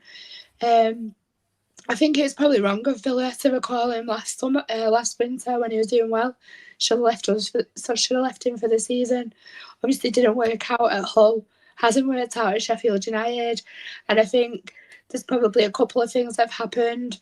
One is that he's probably fallen a bit out of love with football, and two is that his market value has probably dropped quite considerably because of those two poor spells when he tried stepping up.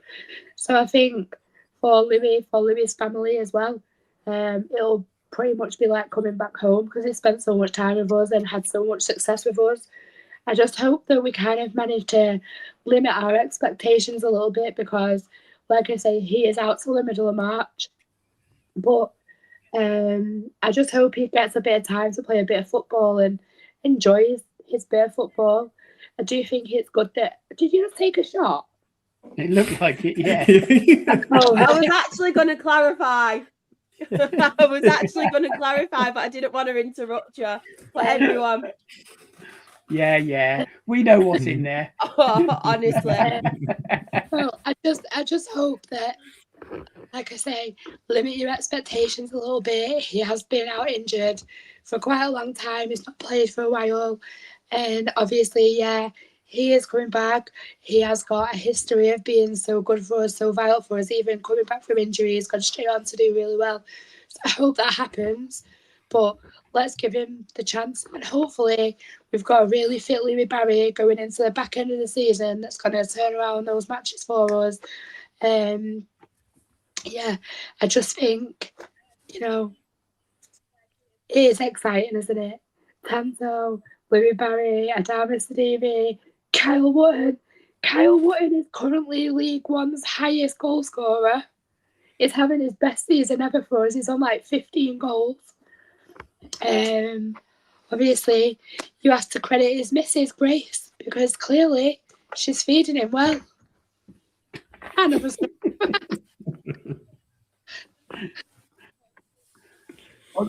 Anyway. Oh, sorry, go on.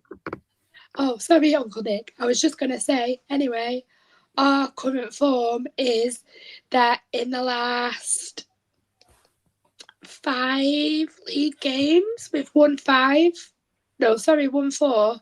drawn 1, and that draw was against Cardiff. So I think that's a very, very good last few games. And we need to just back it up on Saturday against Leyton Orient. What I was going to say is I think League One must be a poor league this season. Right. And I'll tell you why, shall I? Yeah, go on. Because we beat 4 teams in League One this season. You know what?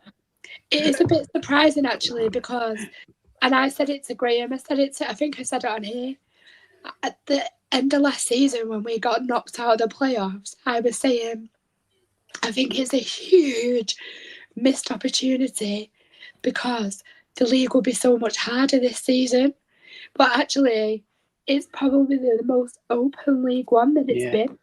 Yeah, you've got Lincoln who are now coming really good. Cardiff, like the most consistent, but there's no one actually running away with it completely. No. And there's teams that all of us would have predicted to be doing much better that are doing terribly. Look at Blackpool. Like, it's just not going very well, is it? Sorry. Do not worry. Well done, Claire. Do not well worry. done. I am just going to go to the chat because we do have a couple of match reports. So we do have Dreety's match report. So Bradford City 1, Doncaster Rovers 0. My match report. City started brightly, and in the 11th minute, the ball dropped to new signing Caden Jackson, and he scored past Alexander Clark, giving City the lead. And then she's put, however, after some discussions and the involvement of an iPad, the referee suggested Caden Jackson handled the ball and the goal was disallowed. I don't think it was the involvement of an iPad. It was the fourth official from what I saw on the Football League highlights. And it definitely was the right call as well. Sorry, Dreety, but it was. Yeah. However, after some discussions and the involvement of an iPad, the referee suggested Caden Jackson handled the ball and the goal was disallowed. Some said the ball hit his chest, others said his arm. And then she is put as well. Bear with me, sorry. Josh, is it Northville? Burst past his defender and swung in a high cross, which Tyreek Wright volleyed home to put City ahead. A superb finish. City stayed in control, even as Rovers pushed late on. A big 3 points after a tough spell, and no chicken dance from Billy Sharp or Jordan Gibson up the chickens. So that was Dreety's. What a freaking amazing goal. Has everyone seen it? Yeah. No. Very Do you know good that Caden Jackson, how he got into pro football? There was one of the magazines, I think it might have been 442, with Swindon, were running a competition for players to become pro footballers. And he come through that and signed for Swindon as a pro footballer. And I mean, I've seen him at Ipswich. I thought he's a really good player. I mean, he never actually played a game for us, and then obviously moved on to different teams. But that's how he got into the pro game by winning a competition to become a professional footballer. No way. That. Do you know what? You know what's mad about him as well in his career? This is actually one of the wackiest things that you'll ever hear about football. Even though he's English. He was at Wrexham, wasn't he? When he was at Wrexham, he was due to join County on loan. Yeah. But the FA messed about so much with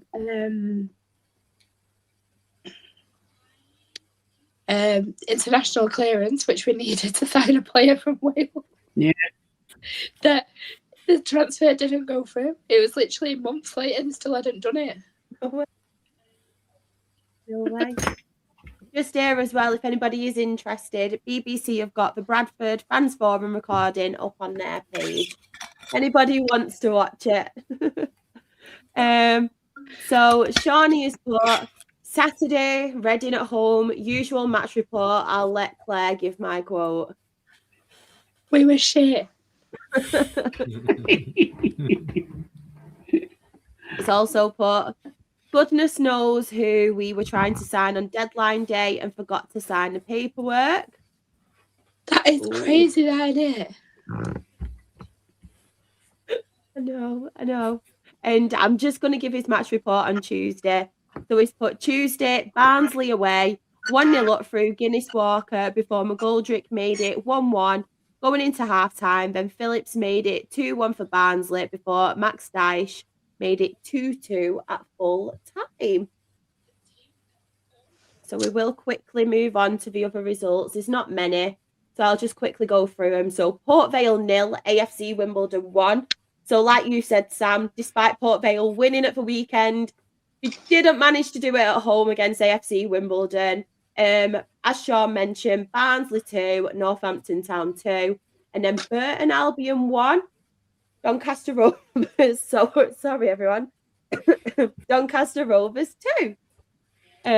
So yes, that is League One. I will read the table. So top of the table, we do have Cardiff City on 60 points. Lincoln City are second on 58 points. Bolton Wanderers are third on 52 points. Stockport County are fourth on 52 points. Bradford City are 5th on 49 points. Huddersfield Town is 6th on 48 points. And in the relegation zone, 21st, we have Rotherham United on 31 points. Burton Albion, 22nd on 31 points. Northampton Town, 23rd on 30 points. And bottom of League One, Port Vale have 21 points. But look at that relegation. Wow. That's crazy. Wow. AFC Wimbledon as well, because at the beginning of the season, they got off to a really good start, didn't the AFC Wimbledon? I'm sure weren't they in the playoffs at one point or just outside of the playoffs? Yeah, they were, yeah. Yeah, so crazy. Just in the chat as well, 31 days to sign a bit of paper and couldn't do it. Stuff of legends. It was sent electronically as well, Graham, which makes it worse. My God, was it 31 days that he had? Was it going on that long? I know. Leighton Orient, I know Leighton Orient are struggling. And we will get onto this now. Could be worse. Ian Holloway fielding 2 ineligible players. So no! So Uncle Nick, you've not been on for a while. We want to know everything that's going on at Swindon right now. I feel like we need to sit back, relax, and maybe get a drink and some biscuits. That's right. I'm not music for an introduction. The Swindon show. I'm not going to rant, but I mean, I guess you've probably read loads about it. It all goes back to when we played Cardiff in the League Cup, and Ollie Clark, our captain,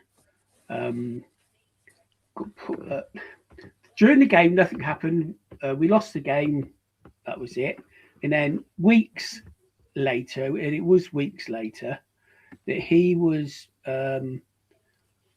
investigated for, a best way to describe it is inappropriate action, one on the pitch and one we gather in the tunnel. The FA haven't actually said exactly what it was. He was adamant and the club were adamant he did nothing wrong, although he pleaded guilty. Maybe they had bad advice. So from that, and it took weeks and weeks and weeks, he ended up with a 7-match ban. Now, what I was saying earlier about the one who said the hurty words got a 6-match ban, which if you read and compare the two, there doesn't seem to be any logic in that. So he got a 7-match ban. Okay, at the end of the day, they went through the process eventually, and that was one of the big beefs from Swindon. It took so long, nobody knew what was happening. Then we go through the games and played Luton in the Virtue Cup. Actually, a game I went to and we played really well. It's the first time I've been to Luton, so that was good. It's a pain in the ass getting there. God, what a nightmare that was.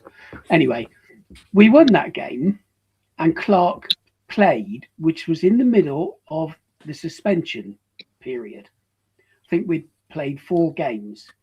Now, there was some misunderstanding that he was banned for 7 games. Prior to that, Aaron Drinan got sent off in the cup at Rotherham. He got banned for 3 games, but he could play in the Virtue because it was a different competition, and he played against Milton Keynes. So I think the club thought it didn't count for a level, I think they call it level 1 in level 2 games. But then you read other things. It says he was banned until Swindon had played 7 level 1 games. So from once that was established, Swindon were at fault for playing him. I mean, why they played him, I don't know, because it wasn't even necessary. But added to that, there was a cock up at the game with Luton. In the game in the second half was held up for 8 minutes because on the official team sheet, Aaron Drinan wasn't listed as a sub. But on all the other information on Sky Sports, on BBC, on social media, he was listed as a sub. He come on in the second half. The game was eventually stopped. And say after 8 minutes, both managed. Is cleverly, isn't it? Who's their manager? He agreed. Yeah, carry on. He's on the pitch. Just carry on with the game. So that was all agreed. So it was an admin error. Apparently, there's two things. There's a portal that you put record which players are in the squad and in the team, and the wrong player was picked by accident, and things like that happen. But there's the argument saying, well, why did the fourth official allow him on when he wasn't listed on the sheet that they should have checked? But it was Swindon's fault in the first place, so no argument with that. If that had been the only thing, we'd have probably got a fine, because it's happened with other teams where they haven't had registered players, or players were registered late, and a number of teams have done that, and it happens, human error. But because of the Drynan plus the Clark situation, and Swindon got fined for what Clark playing, we then subsequently got kicked out of the Virtue. So that happened. But a couple of days before that, Holloway had his rant, and I don't know if you've heard it. The content I didn't have a massive problem with, because a lot of what he said was probably true. It was the way he delivered it. Didn't do us any favours. If he'd have done it in Holloway's not like this. If he'd have done it in a calm manner, Calm, cool, and collected. Yeah, that's what you need. It needed. In fact, he didn't even need to do it, because that shouldn't have had any influence on the FA's decision, but I'm sure it did. So, unfortunately, we've been kicked out of the Virtue Trophy, and we were all looking forward. It was such a good fan. Oh God! So but that's Holloway, isn't it? And they say we've beaten. We were the lowest league. Well, we were the only League Two side left in the competition, and we were done really well. It actually took the competition seriously, rather than just putting kids in, and put some decent sides out and played well. So we were, we had a real good chance of getting through in a possible Wembley appearance, which is that's when people get interested in that competition, when it's getting near the latter stages. So as a result, we've been kicked out. We've been fined, I think it's 20 grand and 20 grand suspended. But the problem is, it is Swindon's fault. And the reason behind that is that they've cut so much backroom staff that there are people doing the jobs of 2 or 3 people, and it just compounds the issues that are at Swindon, which is the reason why the Spirit of 69 started, that they want the ownership out, they want changes, because we are being run very unprofessionally for an actual professional club. And it is, it's sad, it's embarrassing, it shouldn't happen. Checks, should have been made. And I don't blame the individual with the Drynan thing with the sub. That was unfortunate.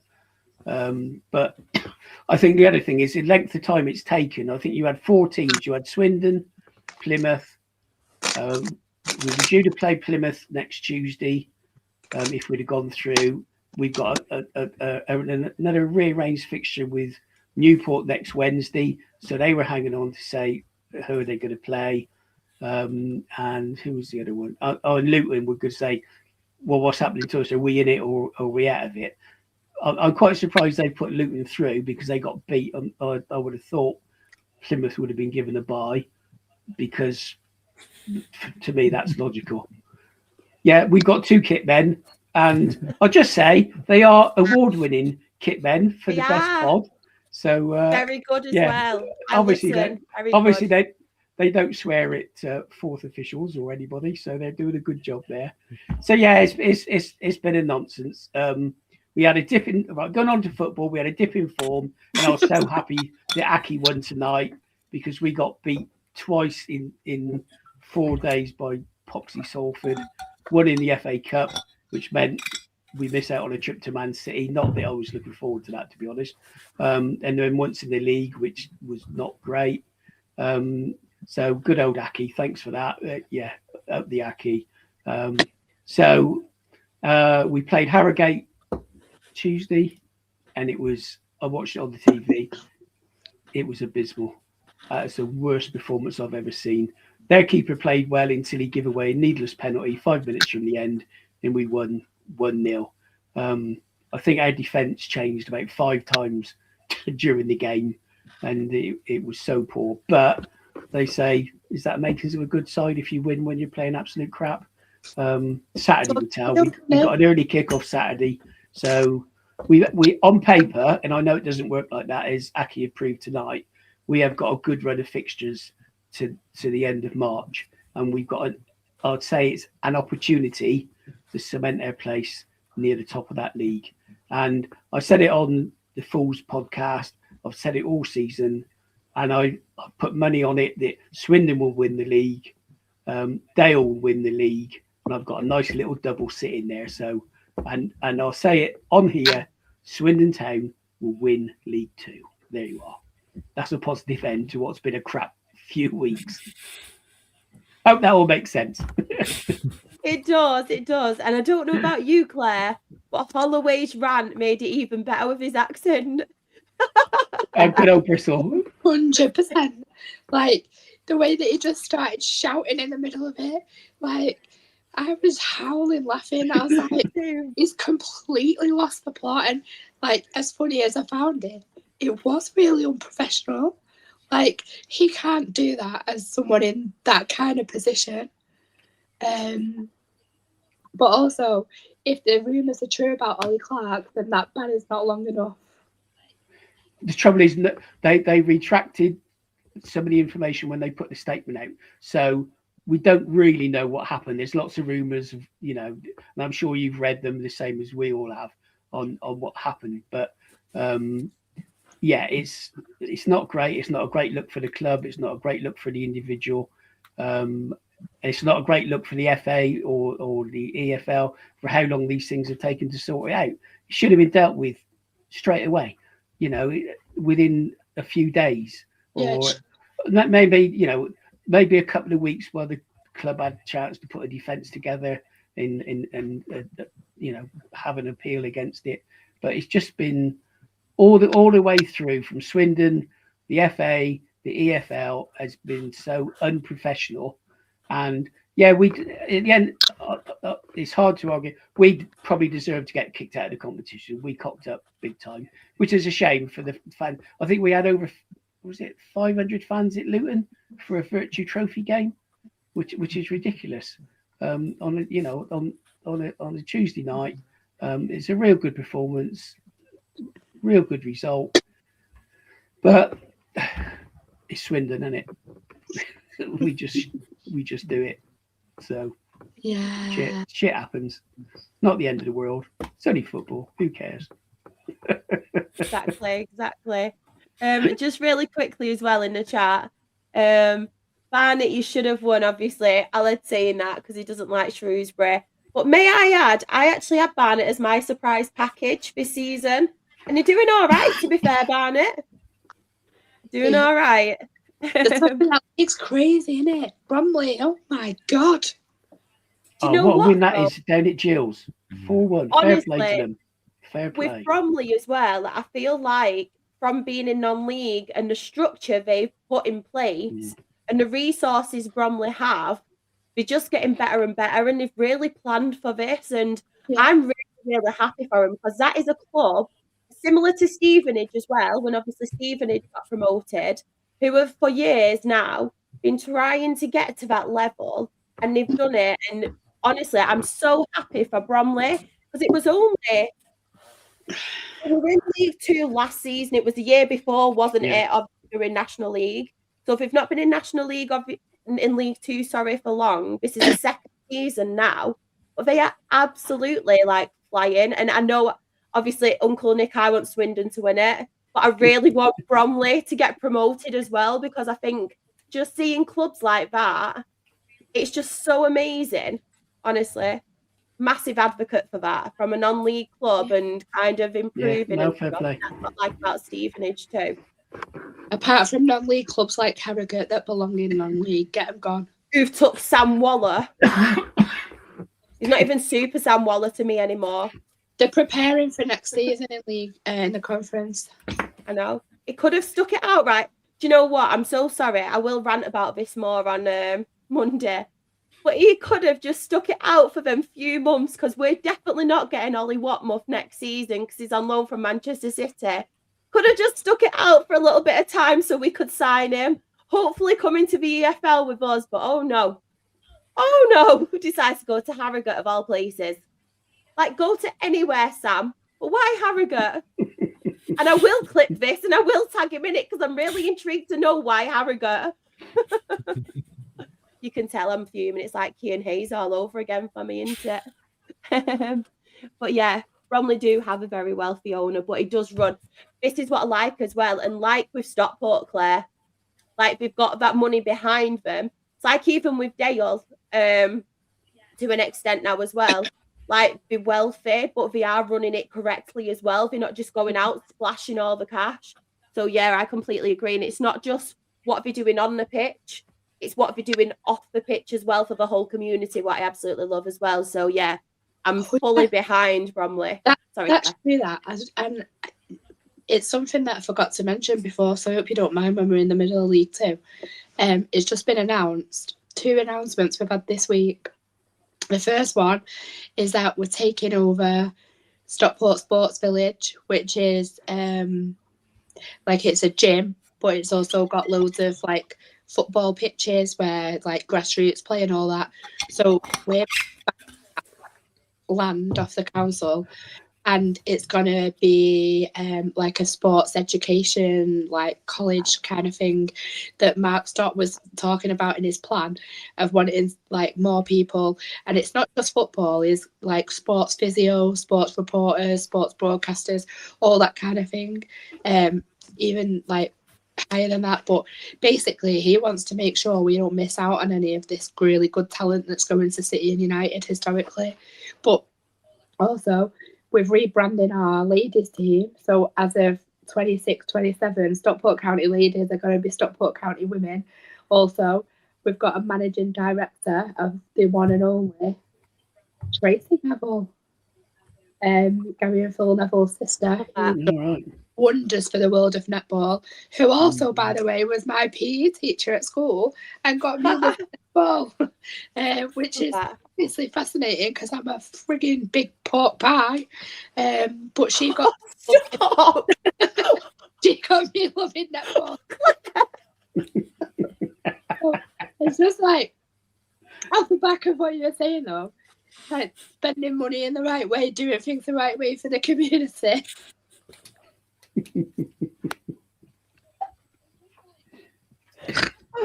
Never met anyone themselves a book. I just snorted at you laughing like that. I'm literally like Muttley. Oh no, don't make me laugh, it hurts me, bro. I'm gonna wait. Oh my god. I've never, ever heard someone call themselves a pork pie. I need this. Yes. Oh my god. I'm so sorry for laughing. I've never ever heard anyone refer to themselves as a pork pie, and I am using that. Never mind, mate. Welcome to our ADHD brains.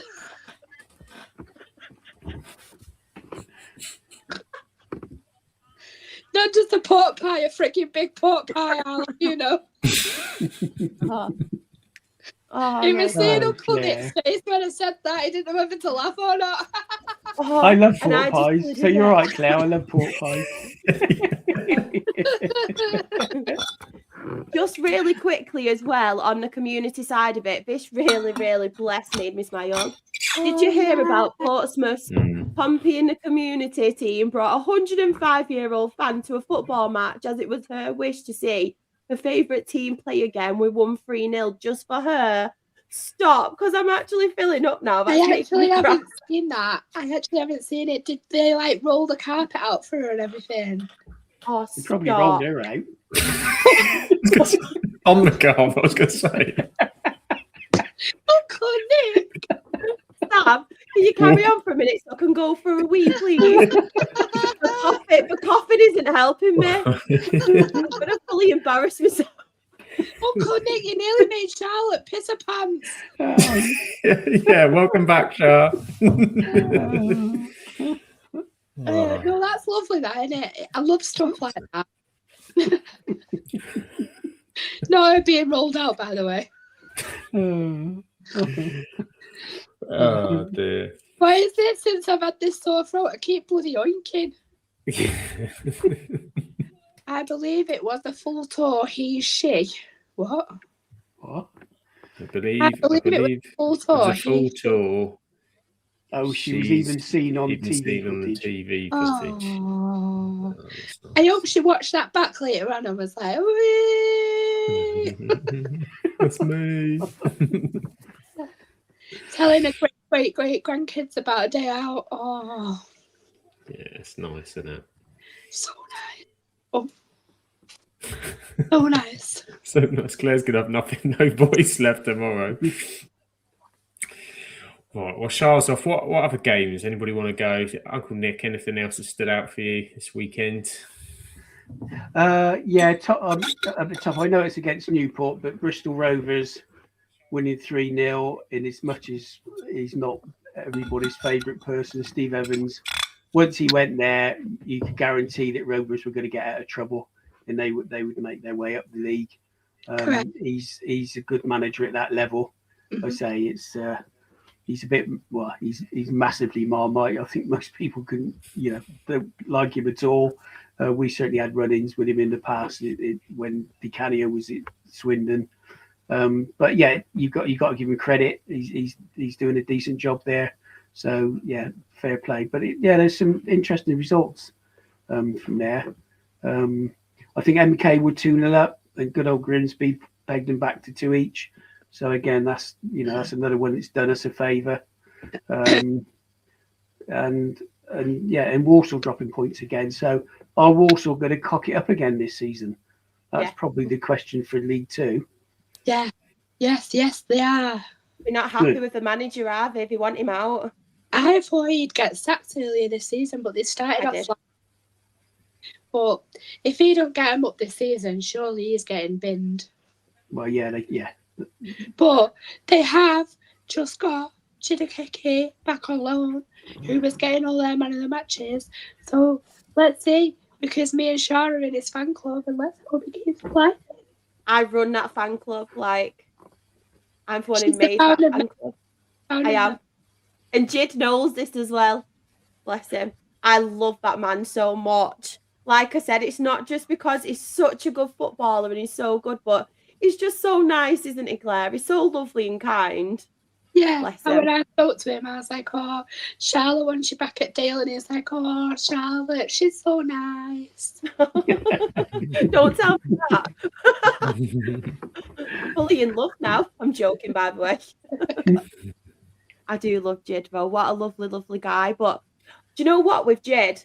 He's just so calm on the ball. Like, for such a young lad, he's just so calm. Nothing phases him.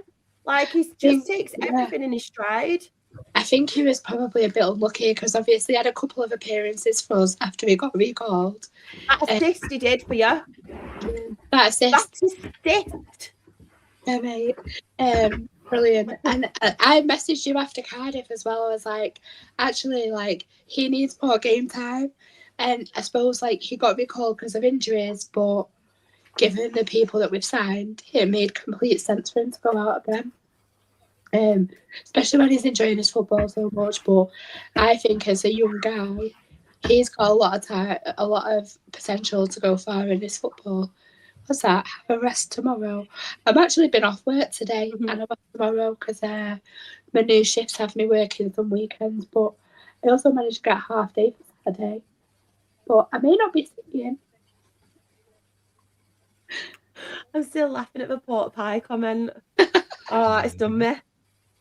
When I nipped off then to go to the toilet, I was just laughing. I was just sitting there laughing.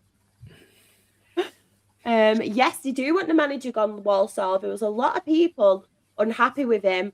on Twitter, but then again with Twitter, nobody's happy on Twitter these days. Nobody. True story, that. One team as well that I do want to talk about is obviously Notts County. Notts County are going along their business. They're doing very, very well. Not necessarily getting the plaudits and the credit they do deserve. I know they beat a Fleetwood team that are struggling. They've parted ways with Pete Wild as well, haven't they, may I add? I don't know if anybody spoke about it on the last one. I'm not too sure. But yes, Pete Wild has gone from there. Right decision, do you reckon, Claire, getting rid of Pete Wild? I mean, I very much rate Pete Wild. I think he's very, very good at what he does. But it just wasn't quite working out for him there, was it? No. So probably needed to do that. Would be great seeing Notts County go up. Sam, I know you're not as familiar with League Two, but is there any on here that do stand out to you? I was going to say Notts because they've gone, say, 5 wins in a row. Man United, that would get that bloke a haircut, so that's a hell of a run. It must be one haircut, one game. Two. If we win on Saturday, we're doing a watch along for the Tuesday, and it's more about the haircut than anything else. He does well. I took a picture with him in November, and it was pretty out of control at that point. So, and that was November. If I was his mum, I'd be cutting his hair while he was sleeping. If she's getting a bit of the payments, all the stuff he's doing, I think she'll be all right. Why is he milking it, raking it in? Oh yeah, he's everywhere. And if this next week, if they beat Spurs, he'll be everywhere until the one in midweek. But yeah, I'd say Notts County with a great run. And I've been heard something about Cambridge going under the radar. As I've heard it on some podcast somewhere that seems to be less under the radar now. Since it's been said. And it makes it even better who they beat 3-0. I mean, go on, the Cambridge. I know, where's Aaron? I've heard he's upset because Oldham lost against Cambridge, who've gone under the radar. Aaron, darling, you can't keep not coming on because Oldham are losing. You won't be on for a very long time, Aaron. I don't know if we've discussed it before though, but Cambridge really are coming under the radar. No, genuinely are. Who's their manager now? Is it still Neil Harris, or am I completely? Yeah. But I thought, to be fair, I know Gillingham fans weren't very happy. It's like, be careful what you wish for, to be fair. They weren't very happy with Neil Harris because it wasn't necessarily pretty football, but they were getting the 1-0 wins and they were very, very, very good defensively. Yep. And like now, like how many managers have Gillingham gone through since Neil Harris? Loads. We've obviously got Gareth Ainsworth, but all their fans are moaning. They're really moaning about the football they're playing, aren't they? All their fans. Oh, by the way, we play Oldham on Saturday. Really go on, it. Yes, come on. Don't let us down. No. Don't let us Dale fans down. We need another win. Make it 3 on the trot. I think I've got this. Like Cambridge, they're unbeaten in the league since October. So I don't know at what stage you can say they're not under the radar anymore because they've been on a hell of a. Absolutely flying. Yeah. I really rate Neil Harris, though, mate. Yeah, I do. Do you mean when all's said and done, if your team get a promotion, do you think you'll look back in 15 years' time and go, oh, we didn't play very good football that season? Will you, balls? Sometimes you just have to put it in your pipe and smoke it, enjoy the wins when they're coming, and shut the piping hell up when you lose a couple of games. Yeah, but fans want it both ways, Claire, don't they? Yeah. Pardon? Fans want it both ways, don't it? They want to win and they want to play pretty football. But, well, depending what level you're at, down at League Two, You ain't going to get that unless you're exceptional. And there aren't many exceptional teams in League Two. So take the win, like you say, take the wins. We were absolutely diabolical in the week at Harrogate. We could have easily got beat, and I don't think they've scored a goal at home since something like September. Something ridiculous. That's a ridiculous setup there, and I'm so sorry. But just because the owner is your dad doesn't mean you should get a free pass. If you're being shit, which he has been shit for years, sack him. But it's still going to be his son. He must have the easiest, most safe job in football. Regardless of anything, he ain't getting sacked. Oh, and that coverage on Wednesday, I don't know if you watched much of Sky Plus. It was so annoying watching the game, and the cameraman, and the camera was like high above the dugouts, and he kept zooming in on the managers, and the play was going on, and all you saw was the top of the manager's head when he was zooming on them. It's like, just watch the bloody game, will you? What the hell are you doing? And then it'd go to the crowd while the game was going on again. You know, if the game stopped, you're taking a free kick. Fair enough, pan around the crowd. But John, it was just like, it's so bloody. I mean, it's frustrating watching the game anyway, and that made it 10 times worse with the bloody whoever was operating the camera. It's like, please don't. It's a bit annoying when that happens, isn't it? Just wanted to point out as well, I know Chloe hasn't sent in a match report, but Bristol Rovers, the last 2 games, they've got 2 wins. Obviously, they were close to relegation. They're still round and about, but they've managed to pick up them 2 wins. Absolutely vital. I know they've got a couple of loan players now as well. They've done some business, I think. Is it Quigley signed from Oldham? To be fair, Aaron didn't rate it. Aaron didn't rate Manny Disarueto, and look at him. I love that in the group chat, by the way, Claire. I was like, go on, Miguel. I'm a bit bad about that, Anna, but it is true.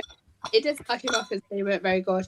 I think as soon as they got their new manager, you just knew they'd be all right. Uncle Nick said that before. Whatever you think of him, he's going to keep, isn't he? Yeah. Yes. I've got the wrong one up. I've just clicked on some. That's the one I wanted. Obviously beating Walsall as well.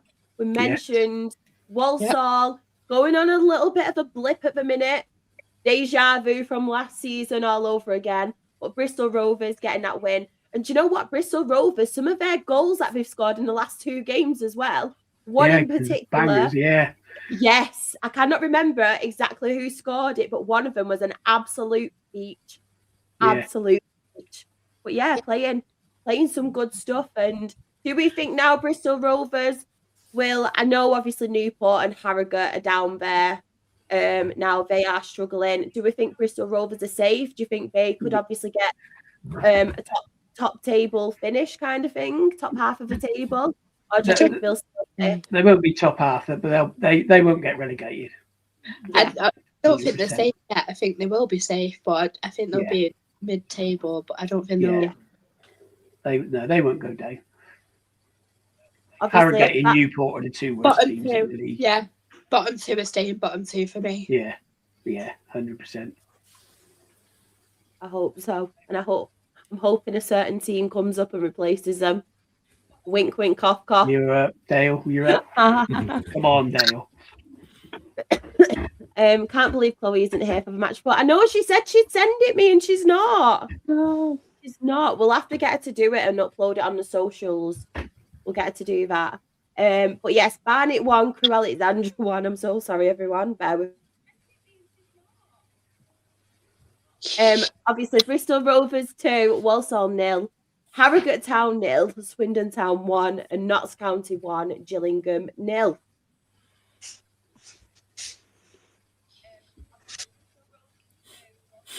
I'm so sorry. Honestly, I'm hating this. It's just a dramatic pause, show. That's what it was. Just to let those results just get in your head. Yeah. I'm so sorry. Dale switched places with Harrogate. York switch places with Newport. I really hope so. I really hope so. But I'm not getting ahead of myself. But yes, those were the midweek games, and we will just read the table. I'm hoping I don't end up coughing. I do apologise if I do. So top of the table, we have Bromley on 59 points, Notts County a second on 54 points, Cambridge United a third on 53 points. They're going under the radar, as Claire mentioned last week several times.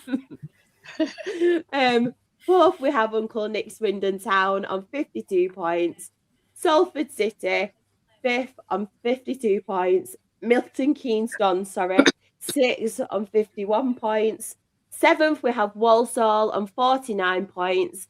And in the relegation zone, we have 23rd Newport County on 20 points and Harrogate Town at bottom of League Two on 18 points. And look at that goal difference.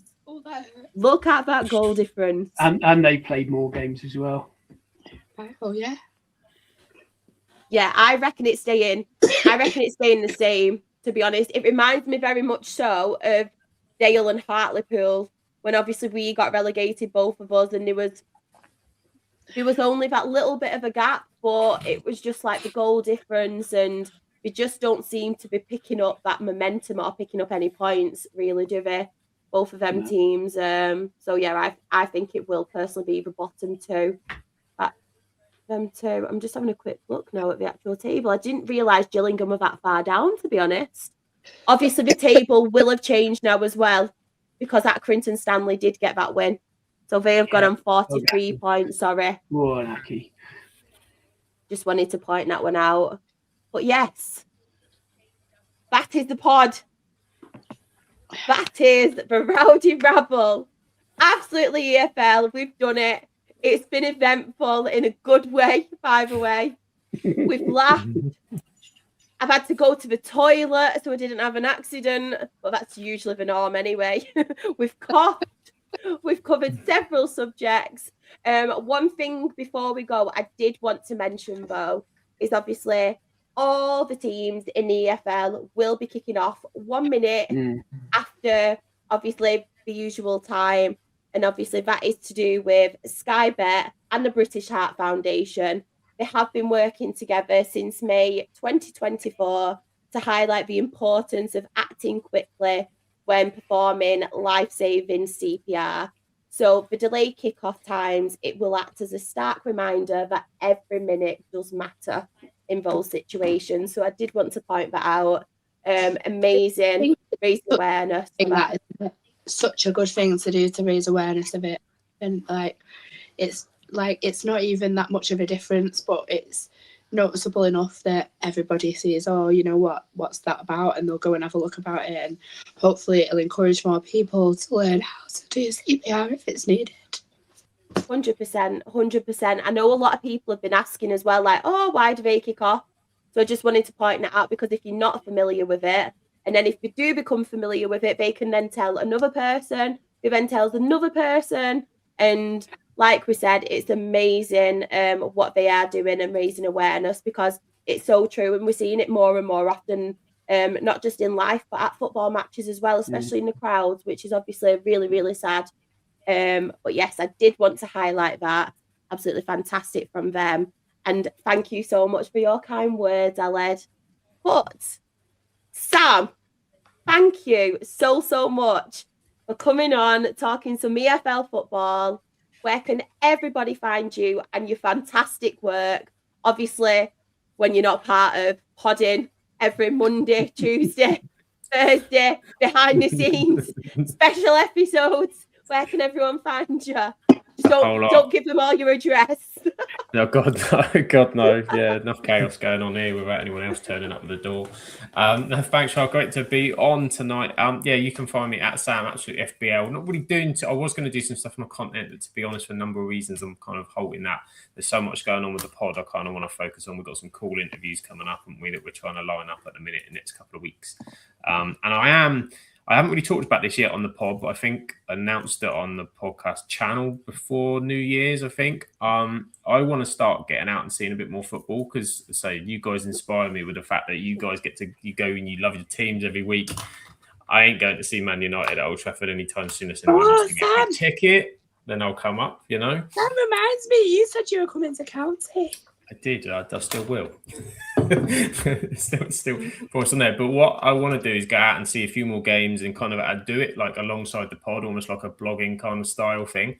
I've called it, I think, do the 92 and more. So it's going to literally be non-league teams, women's football, and the hope is that I can get around and see all the famous friends of the podcast as well. So this Sunday, I'm going to announce the first game, which I can say is a National League South game, and it's not Ben and Mainstone, but he is on the list. Don't worry, we'll get to him.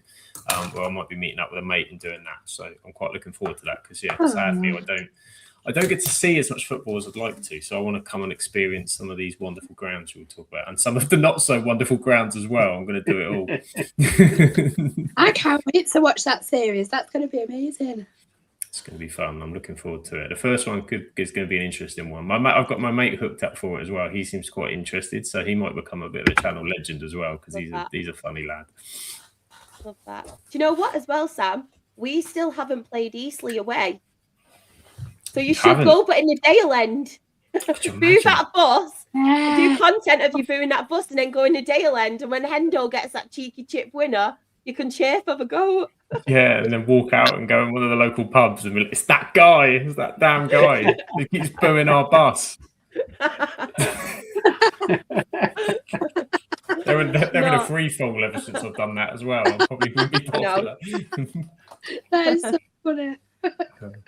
Graham has put as well, Southampton women versus Charlton women, April 26th, Sam at St Mary's. I do want to see Southampton women. That one I might do a bit different because I'm trying to, if I can get some tickets, I want that to be the first game my daughter goes to see is down at Southampton women. Oh, so I love that. One, so that would be nice.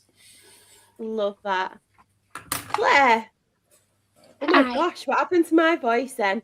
Where can everybody find you and your fantastic content too? I mean, no fantastic content from me. But if you just literally say it all on here, but this is the fantastic content. Who else calls himself a pork pie? I've never heard that. That is literally like the best thing ever. I can see some graphics coming up now in your next one. I'm just a freaking massive pork pie. Actually, someone ought to send you a pork pie hat. Get a pork pie hat. Funny enough, one of the county chants has my pork pie hat in it. So there you go. Just on Twitter, Claire_Jeffs. And I'm always happy to have a conversation with anybody. I absolutely love chatting crap. Probably why we have sore throats, Claire, isn't it? Uncle Nick, thank you so much for coming on, especially so last minute as well. Where can everybody find yourself and also Fools Rush In too? Yeah, one of the best podcasts. Fools Rush In will be out tomorrow. You can find me on, I think I'm on at Road Ocus. And thanks very much for letting me on the pod tonight. It's always good to come off the subs bench. I'm quite happy to do that. So, yeah, obviously I follow you, love your content all across all the stuff you do. And, keep going, upwards all the way through. So, yeah, absolutely love it. Been a real pleasure coming on tonight. Enjoyed it. So thanks very much. We've loved having you back on as well. Like I said, apart from Ant, it's the OGs. The OGs or the OGs. You don't get any choice. You don't get any choice. I message him privately going, come on, Uncle Nick, you're coming on tonight like I did today. Love it. I love it. Yeah, we keep in touch well, so it's all good. I love it. And of course, if anybody does want to follow me, I am SharXREFC. That is on TikTok, Twitter, Instagram. My channel as well is Ball and All with Shar, __ on TikTok, Twitter, Instagram. I'm doing my Let's Talk Rochdale tomorrow. So I was meant to do it on Wednesday, but because of my lack of voice, I thought I'll do it on Friday. So I'm going to speak about obviously the Boreham Wood game as well as preview that Really tough Carlisle game on Saturday. Big games this month. This month matters the most. And Graham, I may stay for the Charlton watch along, depending on how my voice is, but I'm gonna have to take some more Bronco stuff. It isn't Jaeger bombs or anything like that. I'm gonna actually put it on again. It is Bronco stop, medical reasons. Just wanted to point that out before anybody takes a clip of me shotting. It was medicine. It was funny. It was funny. I didn't want to interrupt you. So I just went, I thought I really need this medicine, but I don't want to interrupt anyone's conversation. So that's why I drank it. But then obviously you noticed, Claire. Not bad.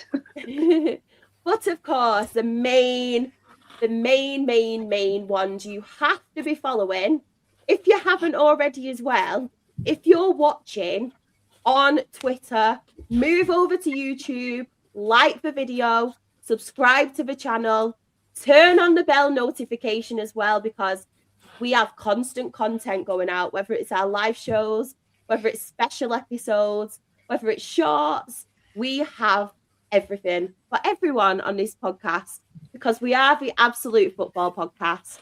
On Twitter, we are Absolute Ball Pod, YouTube and Twitch, Absolute Football Podcast, TikTok, Absolute Football Pod, Instagram, Absolute Football Podcast _ Blue Sky, Absolute Football, and Facebook, we are the Absolute Football Podcast. Bear with me 1 second. On a Monday, we are Absolutely Non-League Show in collaboration with the fantastic NL Fulltime. We talk everything from National League North, National League South. Monday, we did speak about the FA Trophy as well. It is getting really, really interesting in all of those leagues now, especially National League South. If you thought it was interesting last season, make sure you check it out this season, honestly. It is crazy in the whole of non-league, so definitely keep up with that one. On a Tuesday is our fantastic Sam with all things Premier League. I think it's myself, Sam, and Grimmy doing a Manchester United, West Ham United watch along. Not going to help me, Sam, with everyone calling me a closet red.